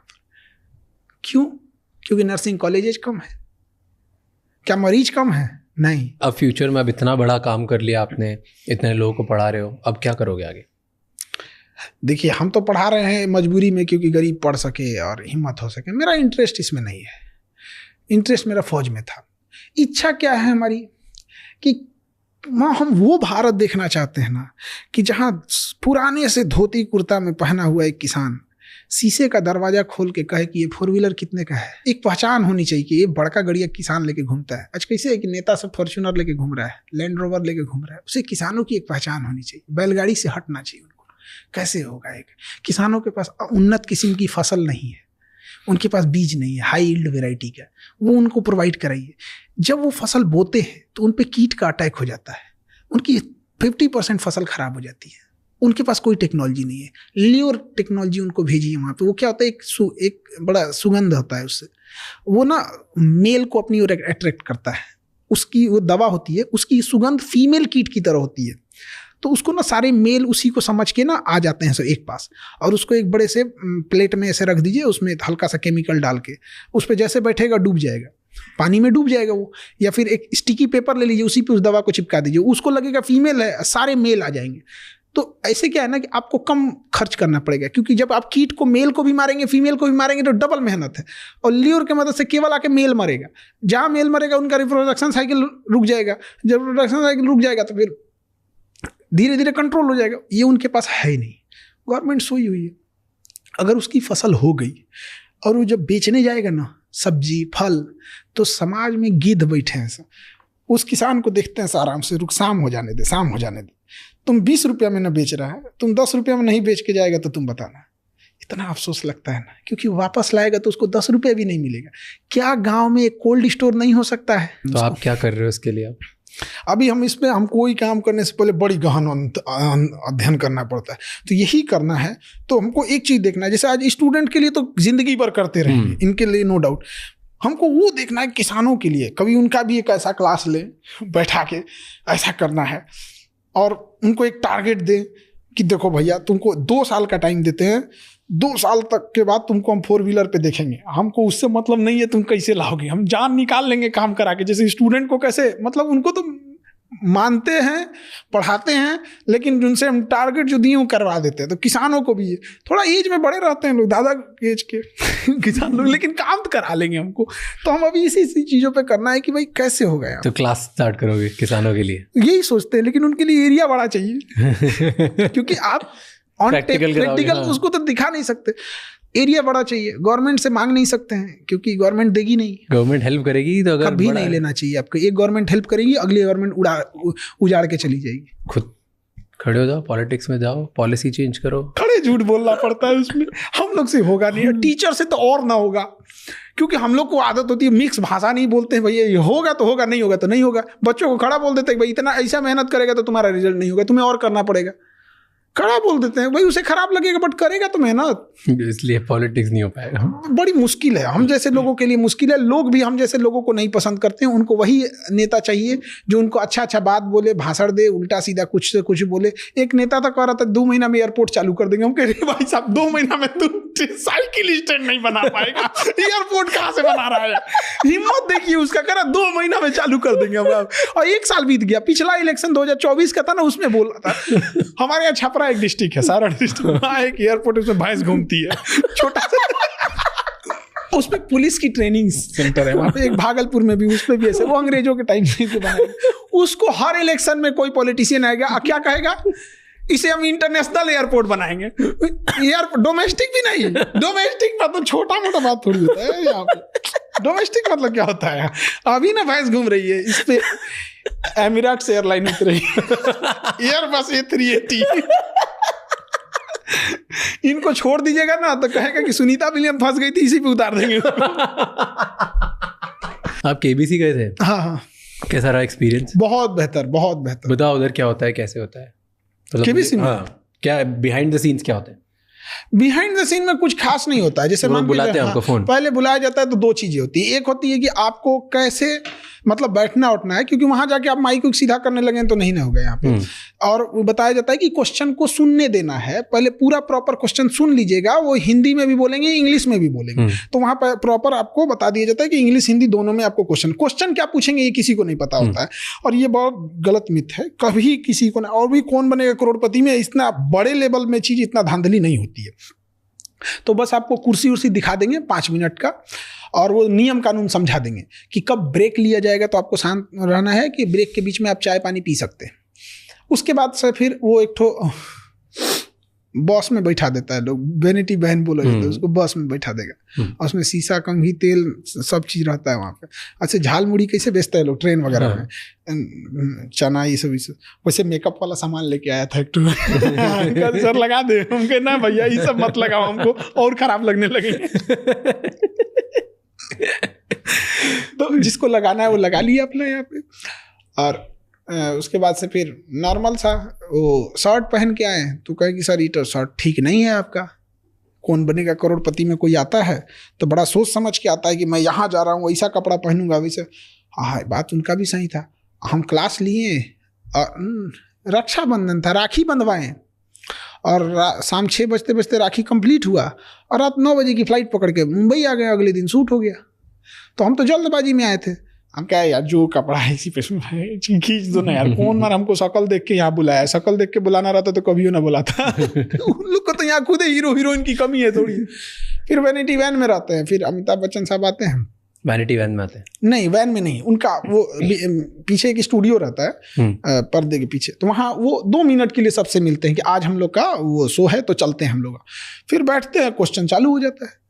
हम लोग के लिए बहुत नया क्या था ना कि वो जिस स्टेज पे बैठते हैं ना उसके भी नीचे लाइट लगी होती है, और वो लाइट एक जगह वो ऐसे घूमते रहती है, ऐसे ऐसे ऐसे, सामने भी ऐसे ऐसे घूमते रहता है, और इधर से म्यूजिक निकलते रहता है, और सामने क्वेश्चन है, और क्वेश्चन पूछने वाला कौन है? अमिताभ बच्चन। एक रेस्पेक्ट की फीलिंग आती है कि हम तो देखते रह गए उनको, कोई क्वेश्चन बाद में जाएंगे हम देखेंगे बाप रे बाप। क्योंकि एक बार हमको याद है कि उनकी एक फिल्म देखने गए थे, मर्द, तो हम लोग के घर टीवी नहीं थी, तो दूर गए थे लोग देखने के लिए, तो रात हो गया था आने के लिए। तो जब लौट के आए ना, तो घर दरवाजे पे सब लोग इंतजार कर रहे थे अपना अपना सामान लेके पीटने के लिए, कोई झाड़ू, कोई चप्पल, जिसको जो मिला धो दिया। मेरी बुआ मजाक करने के लिए पूछी, और जाएगा फिल्म देखने? और जाएगा? अब मजा आ रहा है ना, पिटाया है ना? तो हमको गुस्सा लगा। हम कहे मर्द को दर्द नहीं होता है, फिर पिटाया। उन्हीं का फिल्म था ना, मर्द भी फिर पिटाए थे। तो अमिताभ बच्चन थे सामने, तो लगता है भाई कौन है। और हमको सबसे बड़ा क्या डर लग रहा था, हम हैं टीचर, और सबसे ज्यादा अगर कोई किसी का टांग खींचता है ना तो एक टीचर दूसरे टीचर का टांग खींचता है, ये सबसे उटपटांग चीज है। देखिए कभी किसी टीचर का यूनियन आप नहीं देखिएगा, उसको सबसे ज्यादा टांग खींचेगा, एक दूसरे की बुराई, उसको क्या आता है, अरे भाई पढ़ाना यार। एक टीचर को क्या होना चाहिए कि आप कितने कम फीस में पढ़ाए, बात इस पे होनी चाहिए, कितना बेहतर ढंग से समझाए, बात इस पे होनी चाहिए, आपका क्वेश्चन कितना एग्जाम में होना चाहिए, आ गया खत्म। 3 चीज के बाद आपको क्या मतलब बनता है। तो हम गए, हमको इस बात का टेंशन था कि अगर एक को क्वेश्चन छूटा तो हमारे ही लोग, टीचिंग के लोग क्लास में कहेंगे एक मास्टर गए थे केबीसी में, और हमको डर किस बात का था कि फिल्म से क्वेश्चन ना पूछ दे, क्योंकि हमें फिल्म के बारे में कोई आइडिया नहीं है, बहुत उटपटांगे यहाँ पे। तो वहाँ पे तो हम बैठे थे, फिल्म सिटी में तो खाली इधर ही उधर रहते हैं लोग यहाँ पे। तो एक कोई लेडीज थी, तो हमसे पूछने लगी कि सर ये ऐसे, हल्का बातचीत हो गया। तो हम पूछे आप क्या करती हैं, तो हमारे टीम वाला एक बोला क्या करते हैं, वो हीरोइन है। वो हम कहे तो गड़बड़ हो गया हमको क्या पता यार, हम फिल्म नहीं देखते हैं। हमको बहुत खराब लगा, सॉरी मैडम। कौन थे? आपको हीरोइन थी। अच्छा। अब फिल्म सिटी में तो खाली हीरोइन ही रहते हैं, उसमें बाकी लोग रहता कौन है। हम नहीं देखते हैं फिल्म, हमको ना मोबाइल और हीरोइन एक के जैसा लगती है सब। अब तो मोबाइल सब एक ही डिजाइन का आ गया है, कोई चेंजिंग ही नहीं रह गया। पहले बटन वाला था तो समझ में आता था ये दूसरा मोबाइल, ये दूसरा मोबाइल है, एक ही जैसा लगता है। तो फिर वही डर इसी बात का था कि फिल्म से क्वेश्चन ना पूछ दे। फिल्म से नहीं आया, दड़दड़ा दिए बाकी सब। पढ़ने से आप करोड़पति बन गए रियल लाइफ में? रियल लाइफ में मतलब पैसे से? हाँ। देखिए अमीर इंसान का हम एक परिभाषा बताते हैं, जिसके बगल में बैठे गरीब को एहसास ना हो कि वो गरीब है। हमारे बगल में कि गरीब को कोई दिक्कत नहीं हो गया कभी भी कोई चीज़। अब थोड़ा सा भीड़ भाड़ इतना हो जाता है ना, हम तो खुद चाहते हैं, हमको सबसे अच्छी लगती है मोटरसाइकिल, कहीं भी घुस जाओ, ना जाम में फंसना ना किसी गली में। बट होता क्या ना कि अभी मोटरसाइकिल से जाएंगे तो कोई रोक लेगा, सर मेरा बेटा इंटर किया है, इसको क्या कराना चाहिए, इनको क्या कराना चाहिए। हम क्या बोलते बोलते फंस जाएंगे। मेरा एक बार फ्लाइट छूट गई थी इसी चक्कर में भगा कर धकेलते नहीं ना भाग सकते आप। तो सर ये क्या करे, 10th में कई लोग तो पूछते हैं मेरा बेटा अभी 5 में। हम कह रहे यार उसको तो 5 में है, तो आप अभी से क्या उसको डिस्टर्ब करें, अभी तो उसको उसकी खेलने कूदने की उम्र है, अभी तो स्कूल में जा रहा है, उसको उतना 5 घंटा 6 घंटा उसको रहने दीजिए यहाँ पे। तो थोड़ा सा हो जाता है। आप कपिल शर्मा में भी गए थे? हाँ। वहाँ का एक्सपीरियंस कैसा था? वो भी बहुत बड़े। कपिल शर्मा ना रियली मतलब वो ना कॉमेडियन टाइप के हाई है, उनके बातें में ही हंसी आती रहती मतलब 10 मिनट बात भी करेंगे तो बहुत हंसी आएगी। तो वो मिले फिर आपसे बिफोर शूट के? पहले मिलते हैं बाद में मिलते हैं, क्या था उधर एक्सपीरियंस कैसा था? हम शूट से पहले हमको लगता है 1-8 मिनट के लिए सब लोग मिलते हैं, ज्यादा के लिए नहीं, बस वो गेट टुगेदर के लिए, नमस्ते हाय हेलो कैसे हो गया। लेकिन अमिताभ बच्चन को हम देख के ना बोले, मतलब इंसान अपनी सफलता के मतलब दादा साहब फाल्के के बाद कोई फिल्म इंडस्ट्री में है तो वही है। इतना वहाँ पे वो जो झुक के सबको नमस्ते प्रणाम करना, ऐसे करना, क्या इंसान, ये बहुत बड़ी चीज होती है। यहाँ कोई 2-4 पैसा कमा लेता है तो अकड़ में उठता है, हमारा बोलेरो खरीद लेगा तो पूरा भर गाँव नचाएगा बोलेरो वो EMI पे। अब आप भी आज इतना बढ़िया काम कर रहे हो, इतने बच्चे आपको देखते हैं, इंस्पिरेशन मांगते हैं, और बहुत आपने अचीव किया लाइफ। आपको कोई कैसे याद रखे? हम बस ये चाहते हैं कि एक कोई असहाय, जैसे अभी स्टूडेंट्स की बात करते हैं, किसान और स्टूडेंट्स, हमको ऐसा लगता है कि उनको जब मुसीबत पड़े ना तो आज भी वो याद रखते हैं ना कि अगर हमारी पढ़ाई छूट रही है ना तो एक इंसान है जो हमारी पढ़ाई नहीं छूटने देगा। अभी एक खुशबू नाम की लड़की थी, हम आपको अभी 3 दिन पहले की बात बताते हैं। वो 10th एग्जाम में वो एक ऐसे गांव में नदी की उस पार रहती थी, तो जाने के लिए पुल भी नहीं था, तो नाव से जाना पड़ता था। बाढ़ आ जाएगी तो नाव से भी नहीं जा सकते, उधर एक भी हॉस्पिटल भी नहीं है, बीमार पड़ गए तो रात भर इंतजार करो नहीं तो मर जाओ। और वो 10th में जब 10th का एग्जाम दे रही थी तो अपने मम्मी से कही थी कि हमको इंटर में साइंस रखना है सो दैट कि हम डॉक्टर बन सके। तो उसकी मम्मी ने कहा कि साइंस में तो ज़्यादा पैसा लगेगा, तो बेचारी जिद करने लगी। तो कही ठीक है, तुम्हारा 400 नंबर आएगा ना तब हम तुमको साइंस दिलाएंगे। उस लड़की का 399 आया, 399। हद देखिए, उसके घर वालों ने उसे साइंस नहीं लेने दिया, उसका डॉक्टर बनने का सपना तोड़ दिया गया और उस लड़की को आर्ट्स दिला दिया गया। वो हिस्ट्री ज्योग्राफी पॉलिटी ले ली, उसके लिए पढ़ाई बोझ हो गया, रोने लगी। 1 साल तक उसकी पढ़ाई बोझ हो गई। एक मीडिया वाला उसके घर गया तो उसने कहे कि खान सर को मेरी बात बस ये पहुंचा दीजिएगा कि मेरा सपना है, हम क्या बनना चाहते हैं, कि हम साइंस लेना चाहते हैं, डॉक्टर बनना चाहते हैं। हमारे पास किसी ने भेज दिया डायरेक्ट, हमारे पास हमारी टीम ने हमको भेजा। हम कहे कि लड़की चाहे जहाँ भी रहती होगी पता करो, इसको लेके आओ यहाँ पे। वो आई, अब वो दोबारा 1 साल जो 11th कर लिए ना वो कैंसिल। अब वो दोबारा फिर 11th में एडमिशन हुआ, दोबारा वो साइंस ली। और शिक्षा मंत्री भी इसमें इन्वॉल्व हुए, उन्होंने भी स्कूल अलॉट करा दिया। हमारे पास आई कि हमें डॉक्टर बनना है, तो उसकी मम्मी कही हम मोबाइल नहीं रखने देंगे, क्योंकि गांव के लोगों में क्या है ना कि वो लड़कियों को बढ़ने ही नहीं देना चाहते हैं, बढ़ने ही नहीं देना चाहते। उसको बहाना है कि मोबाइल से बिगड़ेगी। इसका मतलब जब मोबाइल नहीं था तो लोग नहीं बिगड़ते थे। अरे गधा कहीं का। लेकिन क्या करेगी उसकी माँ, उनकी माता जी समाज को देख के कर रही है ना, कौन माँ नहीं चाहेगी मेरी डॉक्टर बने। हम कहे तो बड़ा दुविधा है, करेगी पढ़ेगी तब रखने देंगे, नहीं तो नहीं रखने देंगे। तो भाई उसमें क्या, अब दिन भर तो मोबाइल में नहीं देखते रहेंगे, अब हम क्या करें। तो हम उसको कहेंगे एक काम करो तुम लैपटॉप लो। तो कहेगी मेरे भाई के पास मोबाइल है लेकिन हमारे पास नहीं है, भाई ऑनलाइन क्लास करता है, उसका भाई मेरे से ऑनलाइन क्लास करता है। तो हम कहे ठीक है, अब तुम्हारा भाई लैपटॉप, तुम्हारे पास लैपटॉप रहेगा। तो कह रही कि भैया को बोल दीजिए कि ऐसा ना हो कि फिर बदल ले, कि लैपटॉप मोबाइल हमें दे दोगे, बदलोगे तो। अब वो लड़की दोबारा पढ़ रही। वो लड़की चाहती तो किसी को बुला सकती थी कि मेरा वीडियो आप मोदी जी तक पहुंचा दीजिए, मेरा वीडियो। हजारों लोग टीचर हैं, किसी तक जा सकते हो। किसको बोली थी? खान सर। और कही वो गरीबों को पढ़ाना चाहते हैं, गरीब इंसान को। आज वो पढ़ेगी, और उसको शर्त रखे है कि तुमसे इलाज कराने हम आएंगे, अब फीस नहीं देंगे। क्योंकि उसके लैपटॉप में हमने सारे क्लास डाल दिए, नीट के 11th NEET, 12th NEET, dropper NEET, जिसमें अच्छा लगे उसको वो सारे क्लास उसको ले दिए। और उसको हमने एक्सेसिबिलिटी 24/7 की एक्सेसिबिलिटी दे दी है कि उसको जब चाहे जो बात है आके कह सकती है, टेस्ट दे सकती है, उसे कोई नहीं रोकने वाला है यहाँ पे। अच्छा लगता है। अब जब ये डॉक्टर बनेंगे लोग तो आपको क्या लगता है, किसी मरीज से ये क्या कहेंगे कि तुम ब्लड जांच करा के आओ, आधा कमीशन मेरा। ऐसा कोई नहीं होगा। ये चीज अच्छा लगता है कि लोग इस वजह से याद करें। हमें जानने के लिए सब जानते हैं, लेकिन उम्मीद की नजर से कोई देखता है तो गरीब लोग देखते हैं। आज भी पटना में जो लोग आते हैं तो हॉस्पिटल में कहीं पे जब ब्लड नहीं मिलता है ना, तो हॉस्पिटल वाला चुपचाप बोलता है कि चल जाओ खान सर के पास, वो ब्लड दिला देंगे। और हम सैल्यूट करते हैं ऐसे गार्जियन को जिनके बच्चों को हम पढ़ाते हैं, क्या संस्कार सिखा के भेजा। हम बोलते हैं कि बाबू ये आदमी है, इन्हें ब्लड चाहिए। अभी 2 दिन पहले 1 साल 2 साल की किसी की बेटी थी, उसका ऑपरेशन होना था, तो वो निगेटिव ब्लड चाहिए। निगेटिव बड़ा मुश्किल से मिलता है, किसी के पास है, कोई ना कोई उसमें मिल जाएगा, क्योंकि हजारों बच्चे होते हैं। और दिखा देंगे ना, हम उसे जान रहे हैं ना वो उसे जान रहा है। मेरे कहने पर उस बच्चे की माँ बाप को हम कहते हैं कभी इनके माँ बाप मिले तो हम दंडवत प्रणाम करें जमीन पे लेट के, भाई क्या संस्कार सिखाए। आज मतलब कि दुनिया में कोई किसी को ब्लड नहीं देता है, मेरे कहने पर वो जाके उसको ब्लड दे जाते हैं। तो ये चीज़ बहुत अच्छा लगता है कि क्या ही बताया जाए, ना हम जान रहे हैं ना कुछ। गजब लगता है। एक बहुत बूढ़े आदमी थे वहाँ पे, उनका मतलब 7-8 यूनिट ब्लड चाहिए था। कहाँ से लाएंगे? तो उनको जब दिलाए तो एकदम बूढ़े थे, झुक नहीं पा रहे थे, तो झुके अब लगे मतलब पैर पकड़ने के। हम क्या, अरे महाराज हमको नरक में भेजिएगा आप, यहाँ पे मेरा फर्ज बनता है, यहाँ हम लोग हैं, यहाँ जरूरत ना पड़े किसी को हॉस्पिटल में।